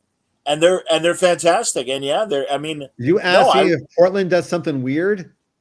That's true. Good point. I've literally like gone to pick up my kids from school, and there's 75 inflatable dinosaur people doing the cha-cha on the street, and I don't know why. I don't know what's about. I don't know why. I don't know if it's a professional thing or just something that happens spontaneously. This is what every day. It's Portland. All right. I just noticed the other day, and I actually posted it on Instagram and on X, that I was thrilled. Monsieur Spade, which was on AMC, is now on Netflix. And if you haven't seen it, great. No, thank you. It's so good. I'm knee deep. I'll tell you, I'm in the beginning of the third season of Peaky Blinders. Finally, boy, oh boy, you got to get into it. Like you got to get into their vibe. It doesn't afford you. It doesn't welcome you in. It says, hey, this is the story we're telling. It's challenging. Once you get in, god damn, it's fucking fantastic. Yep. Tom Hardy playing an evil gangster. Oh, I love it so much. Yeah. No, he is so adaptable and it's like, how was that guy Shinzon in Star Trek Nemesis 20 years ago? Yeah, no, I don't think I knew Sam Neill was in Peaky Blinders, and I think that was all I knew. And then all of a sudden, Tom Hardy's in the show, he's one of the stars of the show, and you're like, this is yeah. And Cillian Murphy too, right? Cillian Murphy's the star of the show, and then also Noah Taylor, who was actually our villain on Powers. So to see him kick ass, it's just wonderful, just absolutely. Yeah, that's great. Hey, and I was telling you or Mike that I saw Susan Hayward in something. The Boys. Of course, it's the Boys. She's the new character. Yeah, the new hero. Magical for people who don't know, Susan was Dina Pilgrim in the Powers TV show, and she's an outstanding human being, an outstanding actress. Thrilled in rooting for her. But as we were winding down the second season, and we were picked up for third season, people don't know that, but we were told get to work on season 3, and then it didn't happen. But as we're working at it, Susan, I want a costume. She just kept going, where's my costume? I'm like, well, you're the detective. I want a costume. So she was literally she's half joking, but everyone gets to wear cool costumes. I want a costume. So for her 8 years later to get her costume made me so happy, and she killed. And that's the for those, that's the level of actress she is. She's an amazing actress. She just killed. She was fantastic in The Boys this year. Absolutely, man. And I told her years ago, for people who know what audition tapes look like, she should teach a class on audition tape. She's the best audition I've ever seen of any project ever. She's just great at it. Yeah, that's cool. That's very auditioning cool. is its own art form. It's sure. Yeah. Oh no, I hear that. I hear actors say that all the time. Absolutely. Was going to say Slow Horses is back. I'm thrilled that that'll be after Peaky Blinders. Slow Horses will be my next old man's fancy show. So I do feel like Peaky Blinders has a Gunsmoke feel to it. I'm in old man territory here. I'm like, I used to feel that way when I watched that's how I was. Exactly. Longmire was like that for me. I really loved Longmire. That made me very. Yeah. That's so all right. It's funny. Let me answer some questions, and we'll get out of here. Best comic yes, you've read in the past few months, not written and drawn by you or a friend. Well, that's a tough one because most of the ones I've read lately are by people I'm least friendly with, if not a friend. Like I just said, Hunger in the Dusk. I'm friendly with G. Wilson, but we're not friends. Like we don't talk on the phone or anything. I just admire her. It's an excellent book.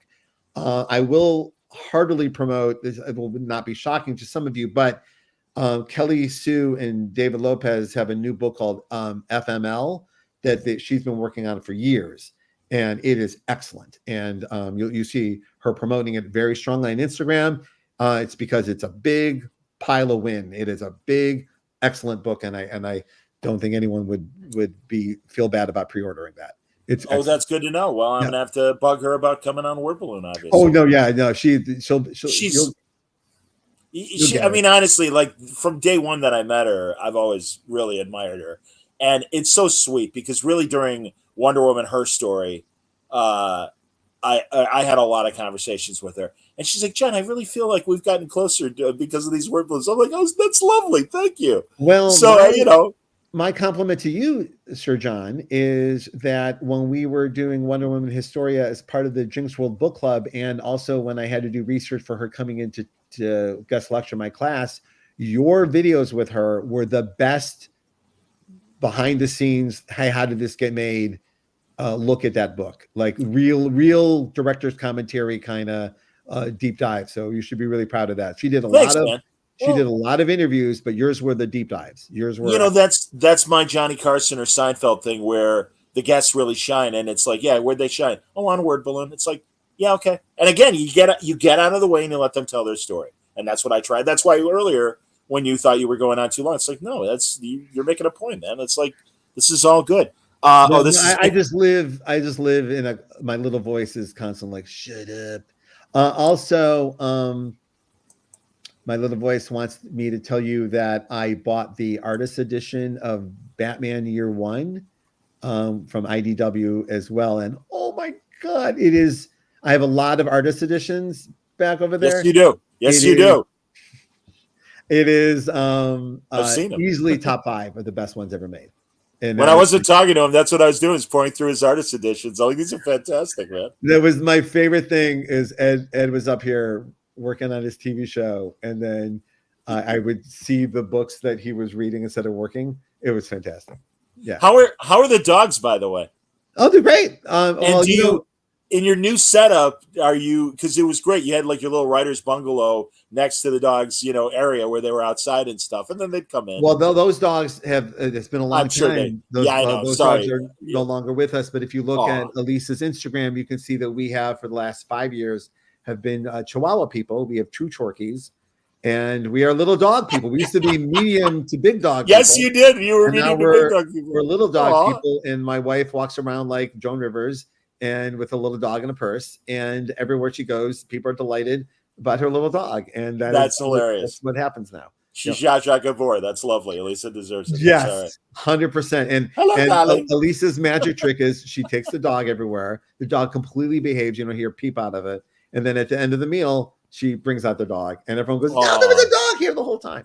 The only time that backfired, we were in the movie theaters and we were seeing a movie, and someone nearby us was going, achoo, achoo, achoo. And we're like, oh shit, they might be allergic to dogs and they don't know there's a dog in here. And we moved the dog and they stopped sneezing. We're like, oh no. So a friend of mine who worked with the radio station had a dog that spitting image of Little Orphan Annie's Sandy, that kind of dog.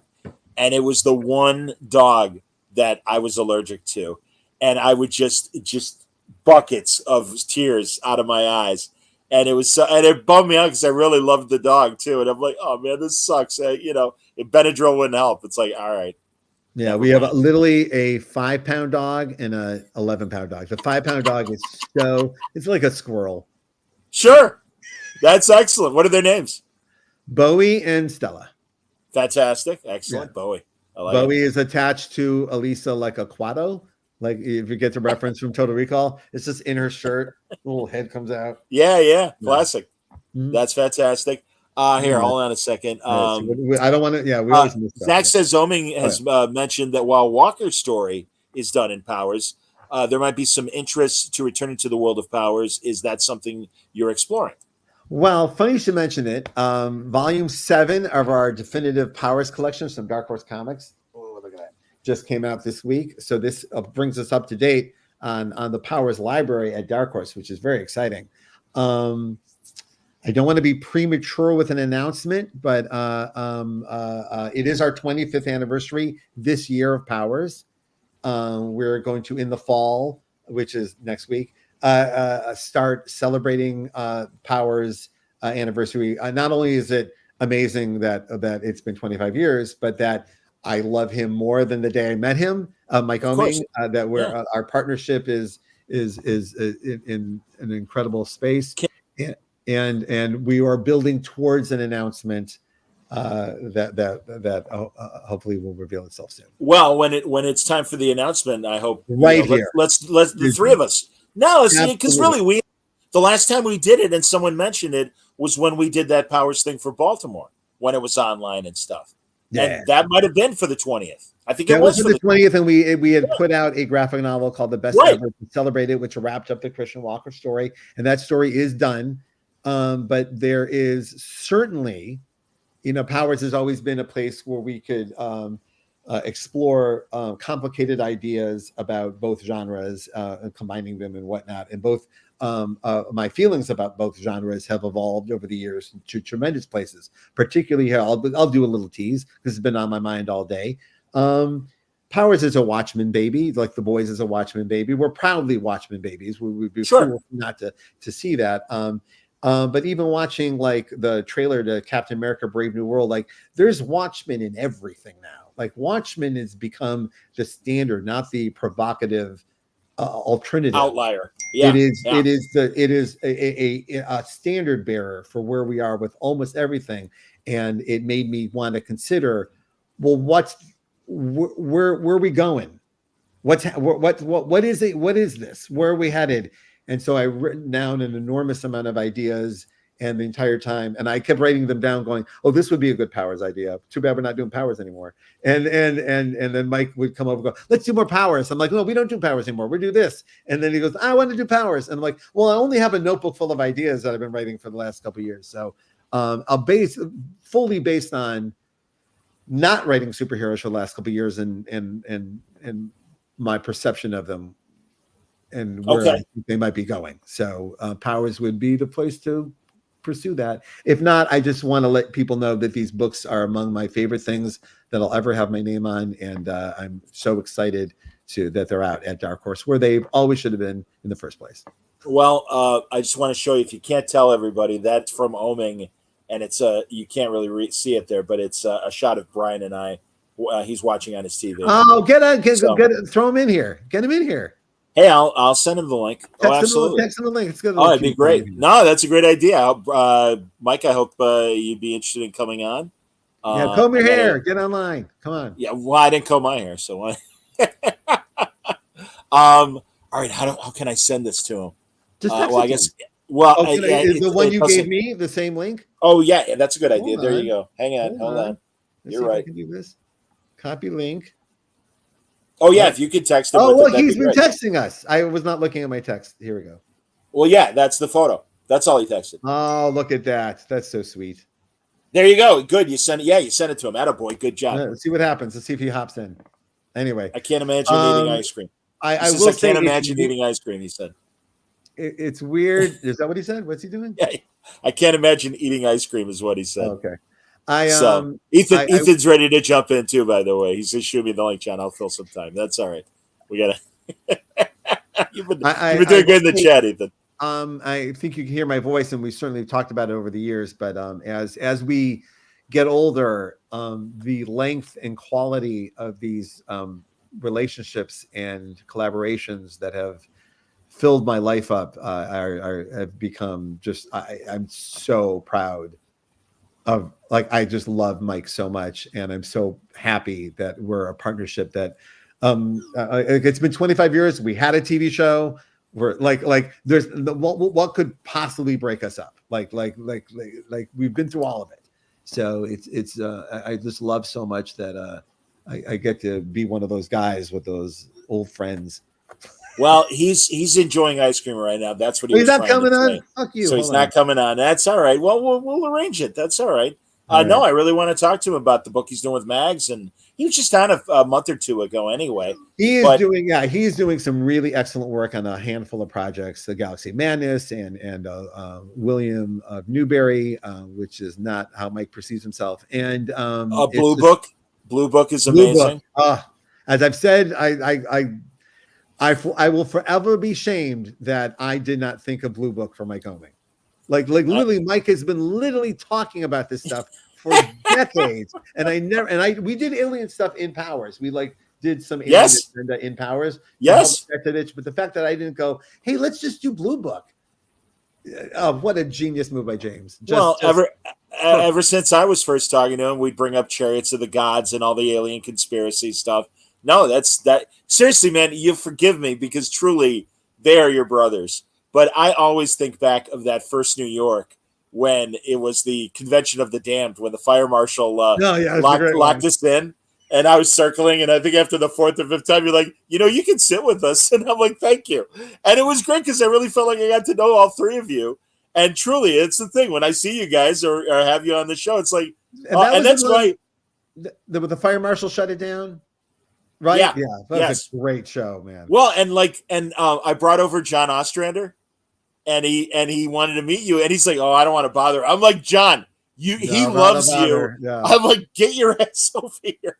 Yeah. And again, I'm used to it with choice that man made, rattled me. Yeah, absolutely. So no, for people who don't know, this was the first New York Comic-Con, and it was just had every growing pain a large show could possibly have. They didn't rent out the whole Javits Center; they only had half of it. So and it not even, filled to the rim, like you couldn't walk, like there was some kind of alien invasion and everyone was leaving, kind of crowd situation going on. You couldn't get to the panels because of the crowd, and I had crazy moments. One of my favorite moments of my life is that we were announcing something like an event, a big Marvel hoo-ha. I don't remember which one it was, but I had to be there. I had to be at the panel. And so, but we couldn't get through the panel. And at one point they lifted me up like it was by my bar mitzvah and hoisted me over a crowd over the crowd. And as I'm being hoisted over the crowd to get to the panels, I hear someone who's trying to get into the place yell, "But I'm the president of Archie Comics." That was my favorite quote of the show. Victor Gorlick, everybody. Yes. And poor Victor, he's like, I demand to be let in. I don't care who the hell you are. You got to wait for 10 people to leave, and then we'll let 10 people in. It was the funniest thing in the world. Crazy show. It was crazy. Absolutely. And I remember seeing DiDio. Who, what? Peter Scolari was there. Oh, I forgot Peter Scolari was there. That's awesome. It was just the weirdest. You never think you'd see him at a Comic-Con. Before he really got into doing nerd stuff, I remember being at the 2007 or 8 show, and there's Phil Morris, Jackie Childs from Seinfeld, who at the time was finally doing Martian Manhunter on Smallville, and he had just made Black Dynamite, and it was playing festivals. It hadn't really gotten the wider release yet. Right. And I'm like, Phil Morris, and he goes, yeah. And I'm like, dude, I go, first of all, you're awesome. I go, but I'm like, I've loved your dad, since watching Mission Impossible when I was a little kid. So that immediately got him. Oh, you're a fan of my dad's. All right, cool. But yeah, he was amazing. Or I remember seeing Barry Levinson one year at the New York show. Really? Yes. That's a good one.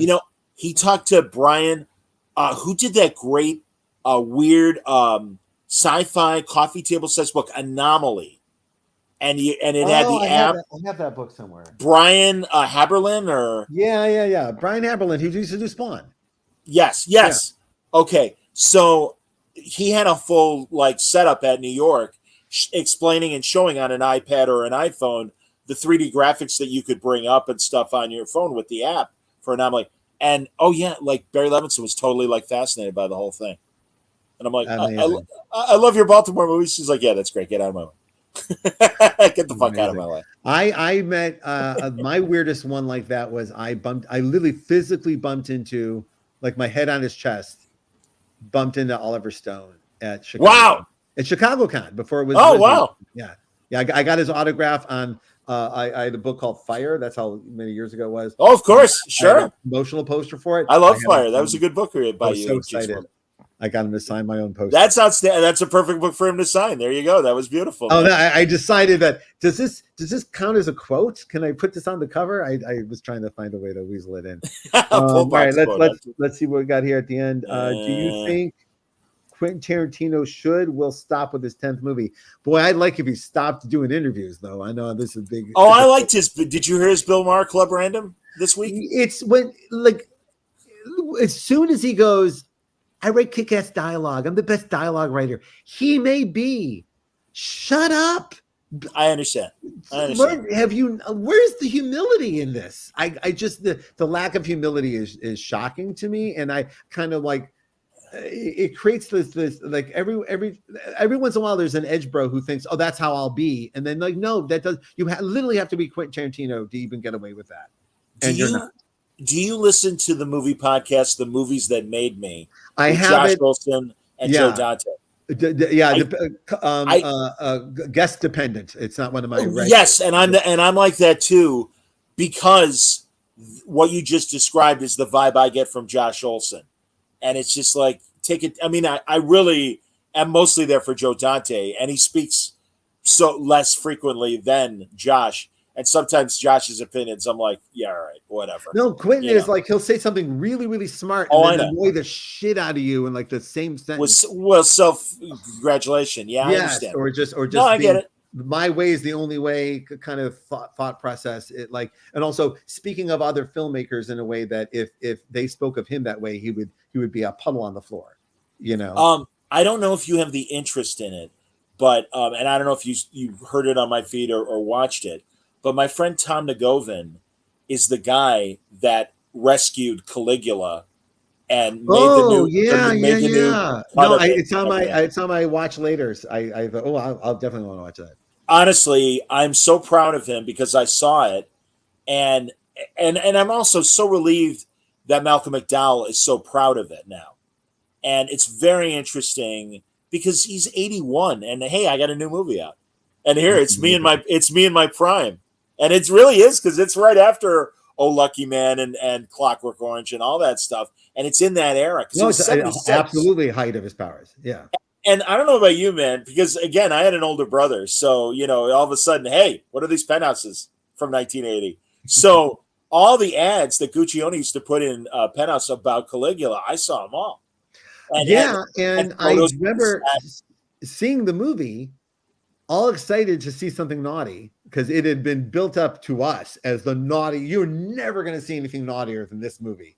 And then you watch it and go, oh, this is a bad movie. This is just not well made. It really, the version we're being shown is a disaster, right? Well, and truly, the other interesting thing is, and I get it, from what I understand, they want to release both the original version and the new recut. But like Tom says, he and his editor really went from the ground up. That's and amazing. He's like, it really is a full movie of alternate takes. It's the same. It's the same basic story, but they took a lot of the sex out. There's still plenty of sex in it, and as well, you know, hey man, it's about Caligula. So Roman orgies and forcing, and manipulations to get to the throne, all that stuff. It's like, yeah, that's a Roman story. Okay, fine, but it's really good. And like according to Tom, Helen Mirren in the original cut is only in it for like 9 minutes. She's in it for 40 minutes in the new cut, as well she should be. And so it really is this fresh movie. And I'm really happy. It did really well at Cannes. It's on the Q&A festival circuit right now. And eventually in the next couple of weeks, it will be available on streaming and then eventually DVD. But I'm thrilled for him, man. Ethan, thank you. I laughed in my head when I said it out loud. Hey, what are you going to do? It's Caligula. It's true. And listen, I'm with such different mindsets with Quentin Tarantino that I know I sound like a hypocrite bitching about someone talking on a podcast about how much they're talking on the podcast. So I apologize for the hypocrisy. But I have been inhaling Quentin Tarantino for 30 years of this, and he's one of those people like we've gotten to watch Spielberg and Albert Brooks like evolve into these like elder statesmen of incredible vision and wisdom, the best versions of themselves in their older years. Like I can't believe how cool Albert Brooks turned out to, he was so anxious and angry like 20 years ago. Yes. And watching like watching Letterman become the best version of himself. The incredible thing. So keep rooting for Quentin to have an epiphany moment, and he's just stuck in Reservoir Dogs' head, and it's well. But meanwhile, the work is beautiful. The work is incredible, even when it's challenging to me and frustrating. You can't. There were a couple boxers that remind me of Tarantino. Not Ali, because Ali, despite his bragging and stuff, really did have a streak of humility if you really were paying attention to him. And it was tongue in cheek. There was a I'm joking, yes, kind of, right? Except for Joe Frazier. Yeah, Quentin Tarantino was not joking. No. Well, and again, that's how like Hector Camacho was like that in his boxing prime. And there were a couple others. And if you could back it up with talent, then I will give you, even though, I mean, listen, and I miss him because he was a genius and would have loved another at least 10, if not 20 years of output from him. Neil Adams was his biggest fan. And that's fine because he could back it up. And he's a very talented man. And again, the body of work speaks for itself, but he'll be happy to tell you a little bit more. And that's okay. Yeah. And Neil, I know Neil's someone who, because he came to me as advertised, I always enjoyed it. Like I told you last conversation we had, he yelled at me for a while, right? And I enjoyed every second of it, but he was yelling at me because I won't charge for autographs. Like they were very angry at me for it. Right. And couldn't wait to get a hold of me. He was really looking to talk to me about this, right? And I enjoyed it. He had it like, maybe not wrong. Like I couldn't, like, it wasn't like it, but just he was passionate about certain things, and it was just absolutely fascinating. Like I don't know, when you meet, it's because I was told ahead of time Neil Adams is Neil Adams, right? That I was like, oh, cool, it's Neil Adams, just as advertised. I don't know. No, I get it, and that's how I was for my first conversation with him. And again, I'm glad I got the amount of recordings I did with him because he was great. You know who paid me a nice compliment? David Brothers, and it really meant a lot. And Good. he goes, you know, your body of work really represents a big chunk of comic book history. And I'm like, thanks, man. That's the intent. That's the effort. John, you know? We've talked about this privately. We talked about I think what you've accomplished over the years is amazing. I don't know, comics would not be the same without you. I've heard from so many creators. We've been doing this long enough where we have established creators who literally grew up listening to us fucking around like this and picking out something that helped them get to the next step. Yeah. I love it so much. And that's just you and me. You do this with 50, 60 other people, right? Yeah. Well, that's incredible. And it's one of those things like I can see it from this.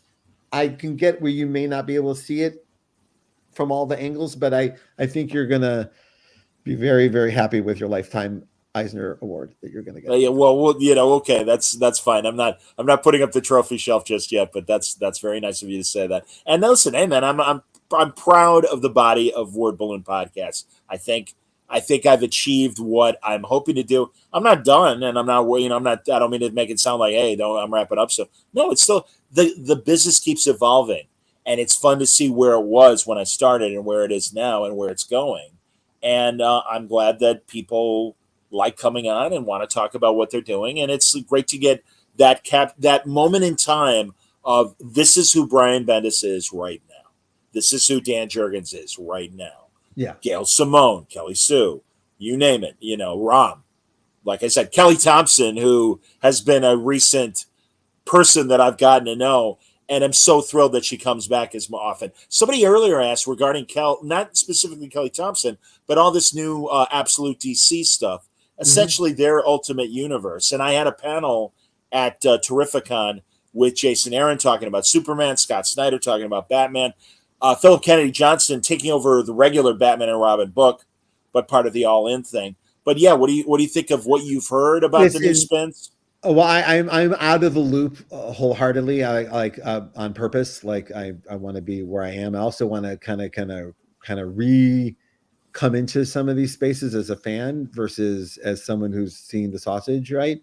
I am a lifelong dedicated super Jason Aaron fan and will buy whatever he does. And this is someone I have worked with him. We have Avengers versus X-Men. We have been together for stuff. And I walked away from all of those situations, admiring him more than when we started. He's a great guy.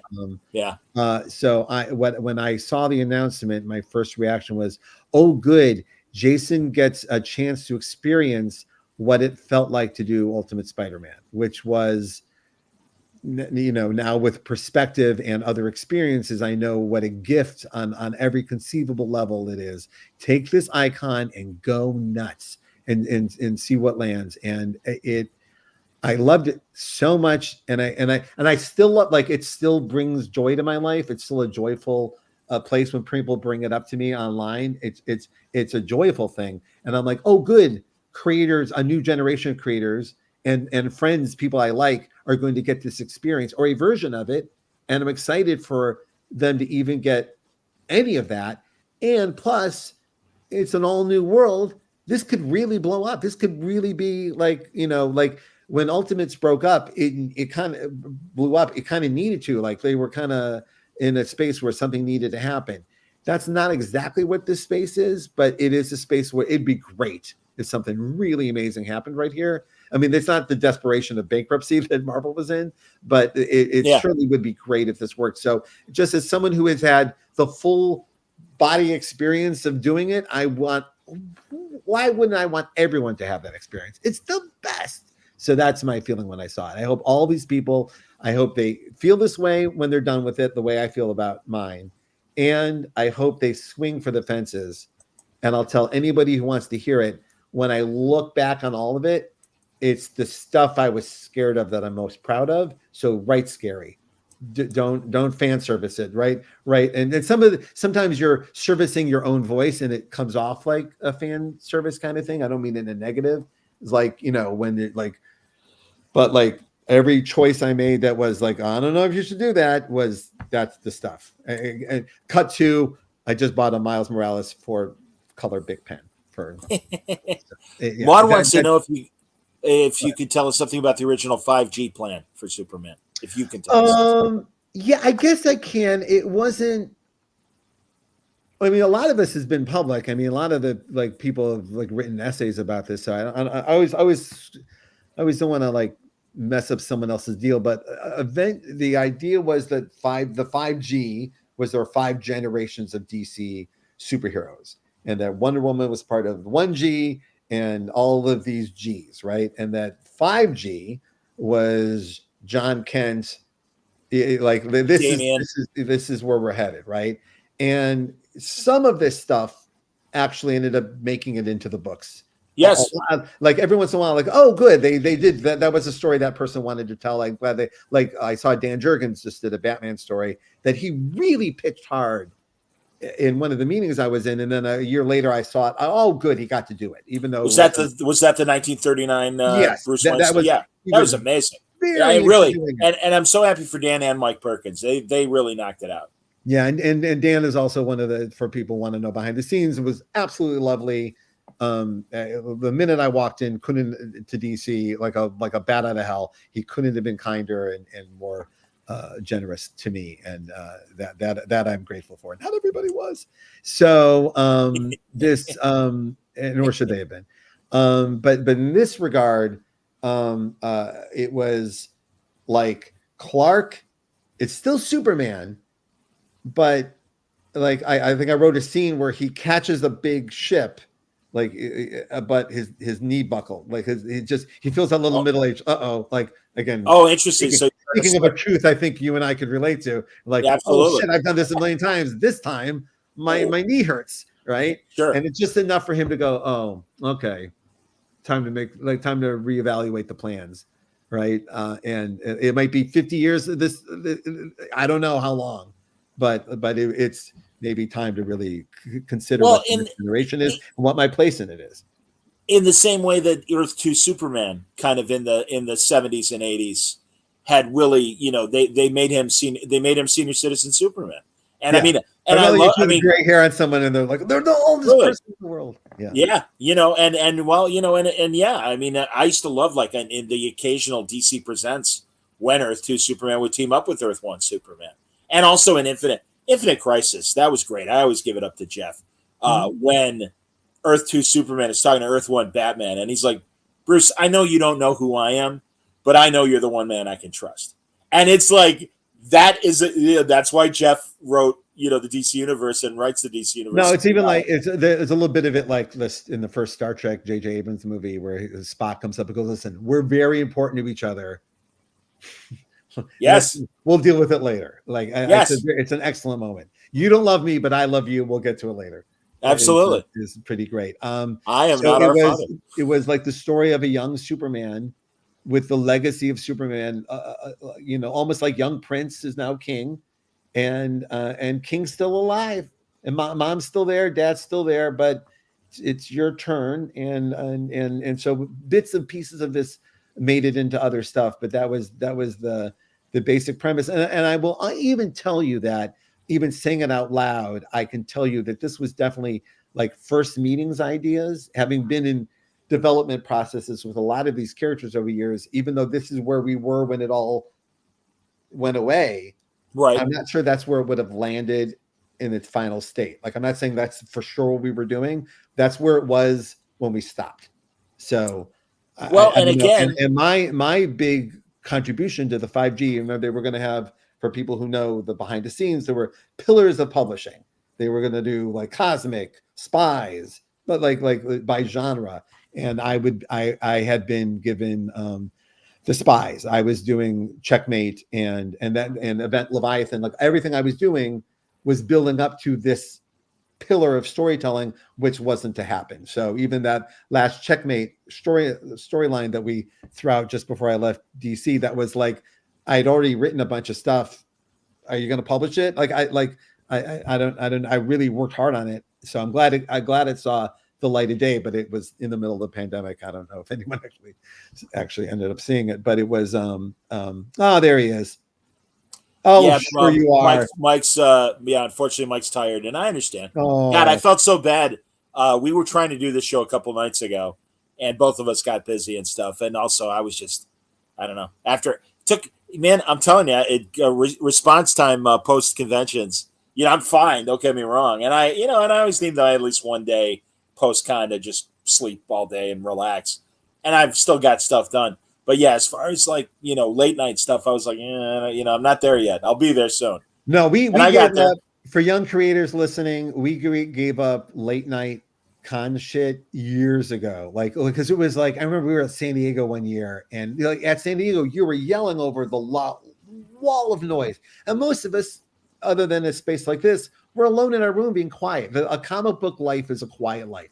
You're alone, quiet. And then if you're good enough, they let you go and be in the loudest space in the world. Yeah. And not all of us are wired for it. Not all of us have the muscles to keep going with it all day. And I remember we'd go to the loudest day of our life, and then we go to a restaurant for the loudest dinner, and then we have no voice the next day. And also we couldn't hear anything. So I remember like one San Diego, like David Mack just goes, "Hey, let's just order pizza." We'll go to Dick's. and we ordered pizza and sat on the floor and had the best fucking time. Just like 10, 15 creators just fucking around. That's great. Out. It was the best. And and we never went back to a restaurant in our life. Unless like Jesus came down from heaven and said, "We're buying you dinner." We never went back. We were always that, whose hotel room? What are we ordering? Yeah. At my local show, the Chicago show, C2E2, a lot of times the day before the convention, Thursday, a lot of people get there, setup day, then they're just chilling and everything. And they go to the Hyatt and they're just like lounging and they're just really relaxing. And like you just said, it's literally like a dozen or 15. And they're very kind to allow me in the circle because and I'm like, hey, it's funny. One creator at Terrificon who I love, and I'm really glad I saw him. I'll tell you off the air. But it's like, I can't talk about this stuff in front of you. And I'm like, all right, no problem, man. Don't worry about it. Really? I'm like, you guys can trust me, but if you're concerned, the least I can do is be, of course, you don't have to talk in front of me. Don't worry about it. I also had the benefit at a young age watching a couple of creators completely implode their careers at the hotel bar at the convention. One in San Diego and one in Detroit. I literally saw like a Motor City Con, someone just fucking destroy themselves. And I'm like, well, this isn't healthy space. Let's get out of here. This is not, I want to make comics. I don't want to do whatever this is. But what the first con. Mark Abnett. Yeah. Oh, Mark Abnett. Yeah, thanks. A member Mark, of the nice to see you, Mark. Community. He's like, the first con I tabled at, I lost my voice the night before. I had to hang a sign from my neck, so I lost my voice. Incredibly embarrassing. Peter Tork, sadly, and I don't know if it was the eventual condition that led to his death, but his last C2E2, he couldn't speak, and he had a sign up, but he would still post for pictures, and he had his guitar with him, so he'd play a little song for you while you were hanging out with him and stuff. And That's it's like, cool. oh, it was excellent. It's like, all right, I met him and I met Mickey Dolenz that way. It's like, all right, that was awesome. Yeah, I had a few conventions that I completely lost my voice, and I like even the slightest sinus thing, my voice would go, and it hasn't happened in years. But I remember like David Mack used to just like translate for me. Like I remember meeting Brian Stelfreeze for the first time and him going, "Brian's a big fan," and him looking at me like, "What, you can't talk to me?" And I'm like, yeah, it was just embarrassing. That's hilarious. Yeah. Well, that's why I stopped drinking, especially doing the panels. It's like, no, I'm like, it's not worth it. And also, I want to be sharp. I'm like, this is, my time to be the train conductor and let you guys do your thing. But I'm like, I'm trying to get good podcasts out of it and stuff. And luckily, again, I got 7 good shows this year from. Yeah, I was going to say, we were talking about it earlier. So you recording these panels, you came out with some gold at Terrificon. Like if people haven't seen yet, go check out some of the past panels. And I saw one just looking today. What's your John Cleese one? What is the John? That's John Cleese? I did. I can even show it if people want to see it. Yeah, no, we can do it. If people are still hanging in here now, we're 2.5 hours in. Here it is. All right. Well, here's a taste of it. We did like a cameo, but it was for a competing company that I think is still around called Fanmeo. And we did. Here's just the actual little bit of my. Here's a piece of my interview with John Cleese.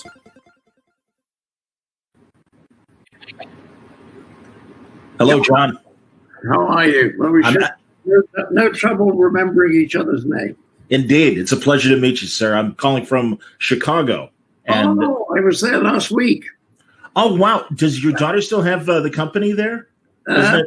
Video Arts? Wasn't that your business company? Yes, it used to be based there, but we sold the company a long time ago. I really liked that company because in my business, there's a whole series of projects, all of which come to an end. And it was the one thing in my life where there was some continuity. So I was very sorry that all the other directors, who were all 10 years older than I was, they all wanted to cash in. So that was it. I went on for.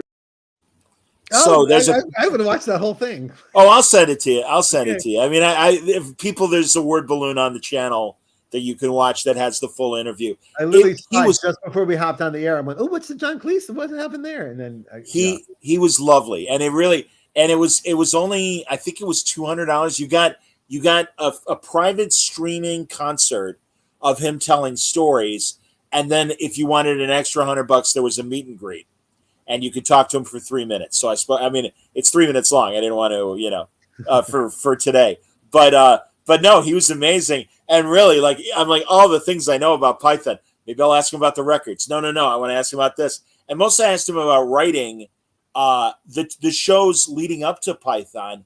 And especially that at last, the 1948 show that he did with Tim Brooke Taylor and Marty Feldman. And I'm like, how much writing did you do with them? And he said, he goes, no, mostly it was me and Graham writing our sketches for the show. And then also he talked a bit about his days, because I wanted to know when he was on the Frost Report, the David Frost sketch comedy show, he would act with, you probably saw those reruns too, of the Ronnie Barker and Ronnie Corbett, the two Ronnies. And I'm like, okay, those guys were older than Cleese. And there's a wonderful, the 3 classes of British society, the upper class, the middle class, and the lower class. And Cleese plays upper class, Barker plays middle class, and little Ronnie Corbett is the working class. And it's hilarious. And it's classic Cleese, and they just mesh together so well. And I'm like, what was it like working with them? And he's like, well, he goes, they were the senior partners. He goes, I really was along for the ride as far as those sketches. But it was great, because I'm like, all right, I'm learning stuff about John Cleese that I was, Yeah, that's amazing. He wrote a book called On Creativity. It's a very short book. It is maybe one of the top 3 most important books in my life, particularly at this age. And the premise of the book is that as young as a child, it's playful and creative. Like that, your head you have no responsibilities other than to think and to entertain yourself, and that as adults that goes away.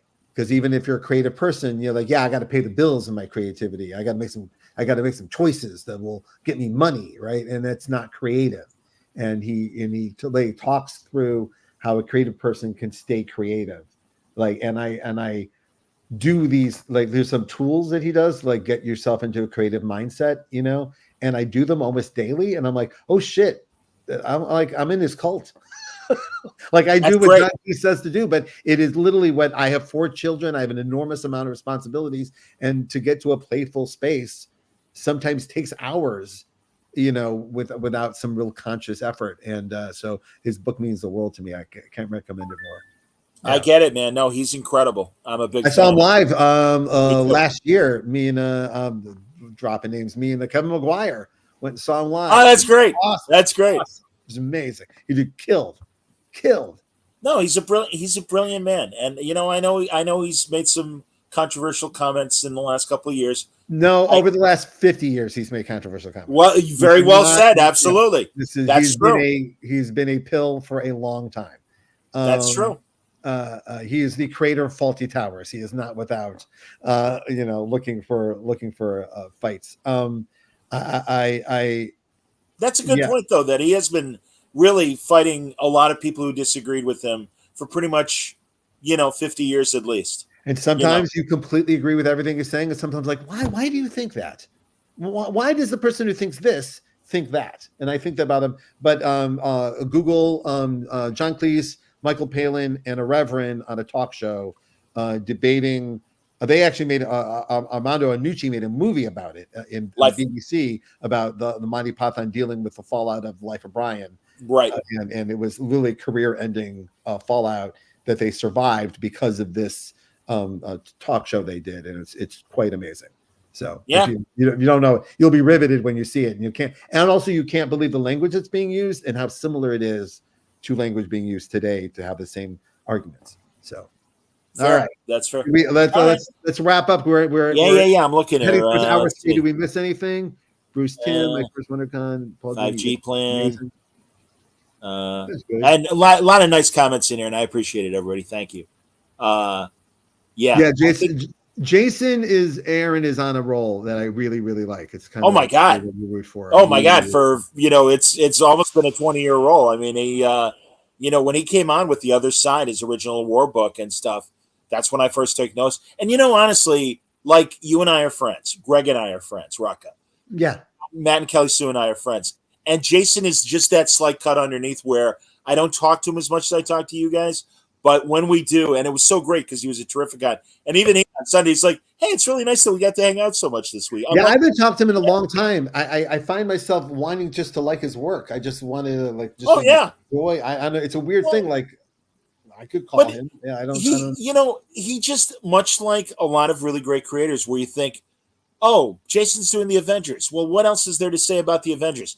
And all he does is write a slew of fantastic ideas. And his Wolverine and the X-Men, when Wolverine took over the school and he was teaching at the school, was a fun, quirky book. And that's a great book. Yeah, I mean, he just always kills it. And I even liked. The only Superman I think I've read of his so far, he did 3 issues of Action, and it was a great Bizarro story. And another character where it's like, is there anything new to say about Bizarro? Jason found something to say. So, So Greg asked, do you think DC has lost something since the move from New York to Burbank? Oh, yeah. It's hard for me to say because I only dealt with Burbank, DC. It was the only one I ever knew. I never met them at New York. So my experience there.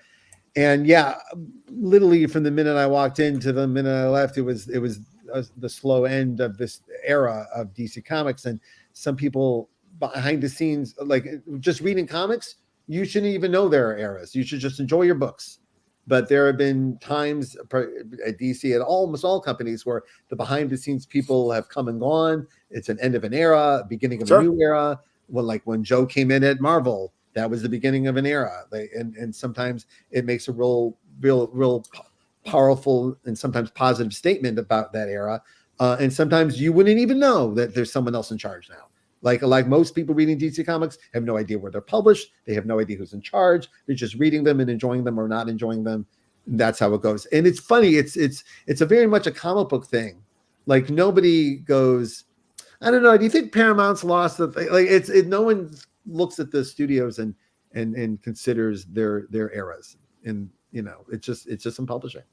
So no, I understand. No. Well, hey, Jeanette Kahn faced a lot of friction coming in as a 28-year-old to publish DC, and had to deal with a lot of the old guard that had been there for 20 plus years, and were very used to doing things a certain way. And thank God she fought through it, and really we got great comic books out of that era and stuff. And she was an important cog in the company for 25 years. Yeah, absolutely. I Zach is asking if I'm wearing yeah, the Powers hoodie with it you're wearing. Yeah, no, so you get like gifts at the end of the season, like slippers. I know you ever they did a bit on Larry Sanders about it where he wanted the robe. He was obsessed with the the present you get when you're done. So this was not picked by me, but our co-showrunner Remy Ubichan, who had worked on so many shows that he knew how important it was to get a quality after season gift, and these are excellent. These are so good. Anyway, so that's cool. I'm not wearing it to promote anything. It's just the comfiest thing I have. I'm reasonably certain I was quoting you when you told me that when they were making the aborted FX Powers pilot, that Charles Dutton talked about when you're number one on the call sheet. Yep, that's exactly true. That was when you visited us when we were filmed in Chicago. So that's right. The original Powers pilot was an FX production filmed in Chicago on the streets of Chicago for realsies, and John is Mr. Chicago. So it's the same production facility that all the Dick Wolf Chicago shows do: Chicago Fire, Chicago Med, Chicago PD. It's that same studio. Yeah, we inherited a set from Jennifer Beals' crime show that didn't go, and it was just enough of a set where we could redress it into our purposes without selling it out or cheaping it. It was like, here's a set. Do you want it? Saved you $8 billion. And so we were there, and I'd ride my bike to set from downtown every day. I absolutely loved it. But yeah, that was we were. Our lead actor, who has revealed himself, Jason Patrick. You Google away, you can find out who Jason Patrick is. But he was a little cranky on our set, and Charles Dutton, who had run the show Rock for years, had described that the job of the first person on the call sheet isn't just to do your job, but your energy trickles down over everybody. And I took that as a good life note, like that's a good fathering. That's why I bring it up. Well, yes. Yeah. That one carries with me everywhere I go. And that includes, by the way, stepping out of spaces that I don't think are healthy. Like, I'm like, if this is not a healthy space and I don't have to be here, then I will just excuse myself and let my absence be my vote that I will not be part of this kind of business. I just won't do it. So, yeah. It was an interesting idea for the cast too, because Vinnie Jones, the former soccer hooligan, was a character in it. Lucy Punch was the original Dina, and I love Lucy Punch. I think she's a great. She was great. She was wonderful to work with. Yeah. Yeah, very and cool. Too bad. One day I'll show some clips. I have the whole. I was going to say, Brian, the next time I visit you, I really want to sit down and watch that. It's extremely well lit. It's lit by an outstanding cinematographer. It looks amazing, and every single actor ended up with a huge gig off the pilot. Corey Stahl is one of our villains. Like, he ended up getting that vampire show on FX because of his acting in the opening. Like, as soon as you see it, you're like, ooh, he should have been Walker. It really, that's the kind of performance it is. And it was a great experience. No one will ever see it. No harm done. We got to make our show and whatnot. But yeah, I often think about the sliding doors if they would have greenlit the show with Jason Patrick, and then 6 months later, the news of Jason Patrick would have hit, and I don't know what my life would have been. Because he came out as very anti-Semitic, like publicly. Like, Google away. I didn't know that. Yeah. He got in trouble in a relationship, and he got caught saying some things that I won't repeat on the thing. But as I would literally have to quit my own show if that happened. Sure. Jackie Gleason's grandson, Jason Patrick, I believe. Mhm. Yeah, Yep. that's what I thought. He had Gleason Wow. money. He had honeymooners Yeah, money. crazy. Yep. Jesus. Oof. But I'm very glad we experienced it. Oh yeah, like Bosch was our trip hammer. Like every single actor ended up Titus being Welliver, lead of yeah. the show. Yeah, He's great. He's a big amazing. comic fan too. He really came up to I me didn't and was know like, that. My he friend, knew his shit. Yeah, my actress friend Julianne Emery was the chief guest star of season 6 of Bosch, and I was so happy for her because she's been amazing. She's been basic cable and streaming queen. She played George Clooney's wife in the Catch-22 thing that he made for Hulu. Oh yeah. I saw and that. she was in The Riches and was in one of the couples on The Riches and stuff. Boy, And I that heard was- a lot about The Riches because Eddie Izzard. Eddie still wants that show on the air. It's for last time I talked to him. It was a great show. No, they were great on that show. I don't It think I was- ever saw it, but he was. Oh, it was no. They were really terrific on that show. I really appreciated the performance. Absolutely, and that's why it was my great. I got my I had my hernia operation, and you're like, "Hey, New York, come! You can hang out with the cast." And I'm like, "I can't come this year, man." I'm sorry. That was a special weekend too. That one really came together. I'm sorry. I blew it. I'm sorry. Eddie Izzard. Don't worry, it'll happen again. I'm like, it's not going to happen again, but thank you. You never know. I know. Never know. No, I know. I realize that's true. Man. Like I did. I called up Captain Show Business and I go, Hellboy gets 4 chances. I would like. Can we have another chance on Powers? That would be great. That would be fantastic.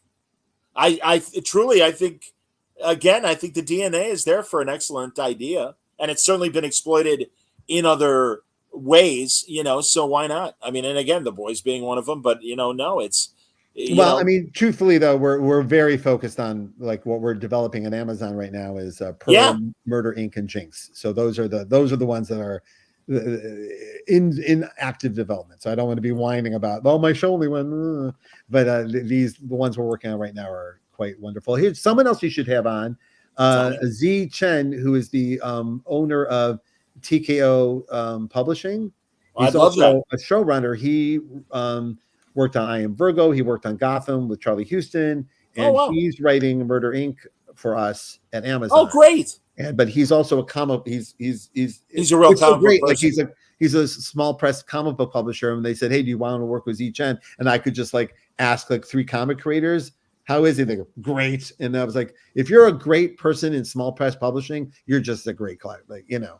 So that was nice to hear. Yeah, so that's someone you should have on for sure. Oh, I'd love that. If you got a contact for him, that'd be great. And you pass, ask him if it's okay. No, yeah. I'd love to. I'd be happy to solicit him. There was someone else earlier that you mentioned too that I was like, put me into. Oh, Charlie Kochman. Oh yeah, that's one that's right up your alley. That'd be great. No, well, honestly, I want to talk to Glenn Greenberg because, like I said, he was there at that really tough time at Marvel, and it's like, yeah, I want to talk to you more. Yeah, like he's like, I came in right after all those people left or were excused. It was like remember like my first days there was bankruptcy days and like people's offices were empty. So I literally just missed some people. Same thing in DC, by the way. It was a weird, like there was like people you just miss. I'm like, oh, okay, well, see you later. Yeah. No, it's tough. I've experienced that in radio. I totally understand. So yeah. Well, listen, we did good, and I mean, you were looking at for the exit about 20 minutes ago. And I know it's all right, buddy. Tough to do. Please. No, but honestly, John, it's sometimes harder for us to hop on with our schedules, but I think warm thoughts about you all the time, and I think like thanks, literally. Buddy. So when we get there, when we get this moment, I never want to let go of it because I'm so happy that we're here. Like I feel the same way, man. This took too much effort, but it's like it's first week of school week, so it was like, every day is like madness. No, it's tough. My friends who have kids and that are still activity age and stuff, it's tough. I respect that. I totally respect that. Yeah, one of my daughters in volleyball. I think places to be all the time. It's great. I believe it. Fantastic, but no, enjoy it, man. Well, that's terrific. That's excellent. No, and it's great to hear. Everybody's doing good. So at Mark's thing, he reminded me to promote jinxworld.com It is our website. It is, you sign up to the newsletter, you get to find out what's going on with us. But the real treasure is what's going on the Powers level, where we have our Jinx World Discord filled with creators supporting each other. We teach a class. We get together. It's kind of like the adult education class of how to make comics. And also we do creation videos and behind the scenes stuff, and the book club where we all get together and analyze some stuff that we've been reading. We just did Wonder Woman of Astoria, Echolands. We're doing Ed Brubaker's Criminal next. Because I this is how old we are. Ed was over here talking about Criminal, and I realized, oh, shit, I don't think I read it in like 20 years. Like, that's how old we are. So I had to go back and read it, and I was fucking blown away how great it is. I know, big shock, Godfather's a good movie, but Criminal is a fantastic book, and to revisit it was just great. Thank you, Ethan. Everyone's being really nice, but these are people who've joined the Discord and joined each other's company, and I like the olden days of the Jinx World message board, where it's just a community of people really trying to prop each other up and celebrate. Yeah. We've fallen into another version of that, and it makes me happy on a daily basis.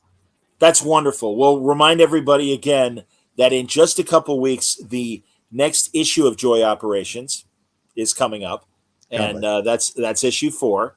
And again, Masterpiece has just wrapped up, but the good news is the trade is coming out in November.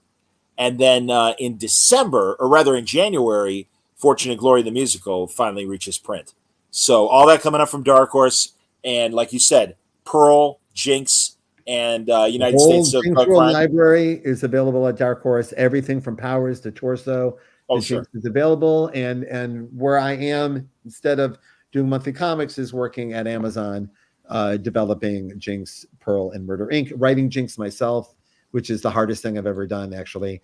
And so that's, and I'll report back to you when we talk. If anything happens, I'll report. And if it doesn't happen, I'll let you know that as well. And we'll talk about what happened right here. Okay. And obviously a big 25th anniversary of Powers announcement coming from Bendis and Omen. Coming soon. Sorry, I'm not ready. Very good to hear. And yes, we'll find out about that. My man, great talking to you. I hope you can stay for a minute. Yeah. For now we're going to have the real podcast. Now we're going to hang up and talk shit about. That's that exactly. Now the two Yentas get on the couch. All right, let me tell you about Sadie. All right, I don't know what the hell she's doing these days, but exactly, Sadie. Man. Right. Yeah, I don't know. I'm thinking. Hey, everyone listening live and everyone who listens later, thank you very much. I really love you, and thank you for another year of me getting to do this for you. It's just an incredible journey, and I just say thank you. I live in a constant state of elevated gratitude that I have a hard time finding ways to express. So I just wanted to say that as clearly as I can here. Thank you. That's great. Next week on Word Balloon, I'm going to have a couple interesting curveballs. This gentleman named Alexander Nevsky is this Russian action hero filmmaker and star. And he's what movie? That name's familiar. There's a lot of direct-to-video. I couldn't tell you the names of them. I mean, it really is the stuff of, it's it's Redbox kind of material. And how is this going to be? What's your interest? What is your angle on Well, this? I'm just fascinated by a guy that is, he was inspired by Schwarzenegger. Mm-hmm. He met Arnold at a very young period. He's a former world-renowned bodybuilder in Russia and in world competition. And he turned himself into an action hero. And he's like, this is my journey. And he's made like 8 or 9 movies. He's got a Western that he made. And I'm always fascinated when non-Americans make Westerns. And I think that's always intriguing. But he's an interesting guy. And I've had him on the show before. We talked during COVID. We're going to record something next week. And I'll present it later in the week. But yeah, really cool guy. What's your other swing? Well, Jimmy Zub's coming up. We haven't firmed up a date. I want to talk, certainly want to talk. A long time. Yeah. Tell us hey. Great guy. Absolutely. Really, there's a lot of nebulous stuff. And once it's more concrete, I'll let everybody know. A couple of people that I met for the first time at Terrificon, a few great indie creators. Like who? A friend of Dean Haspel's in particular is going to come on. He really wants to talk about his 24-hour comic. And he gave me his mini comics and stuff, and they're great. So yeah, that'll be fun. But this is where you don't get enough credit, my man. You give equal spotlight to everybody, and that's kind of amazing. Not everybody does. We have some spaces here that I hear that they're impenetrable, and it's a bummer. And also, thank you for not being AI. God bless you. You're not AI, right? I'm not AI, but I made my fake videos of both Presidents Trump and Biden praise. Well, President Biden, or rather Trump, did not say a nice thing about Word Balloon, and neither did Ted Cruz. In fact, we could close with Ted Cruz's disparaging. Don't show Ted Cruz on my podcast. No, all right. We'll show Biden. You want the Biden one? Biden says nice things. Here, okay. Well, and I'll keep us up.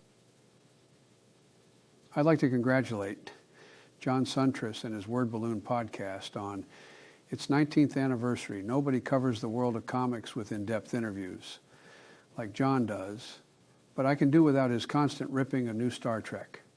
Come on, man. Give it a rest. Now on. Wow. He's my president, so I have to try and follow his example. I'm doubly happy that that you bumped. Aren't those great? I'm sorry. Those are fun. They're hilarious. And and luckily they're obvious enough that clearly it's fake. But we're heading into a world where they're not all obvious. Well, and again, that world in 55 years will look like Joy Operations. SU4. And hang it up. He said it right. All right. Again, thank you, everybody. We'll talk soon. Absolutely, everybody. Thanks a lot for watching. All right. Until next time, stay safe, stay happy, stay healthy.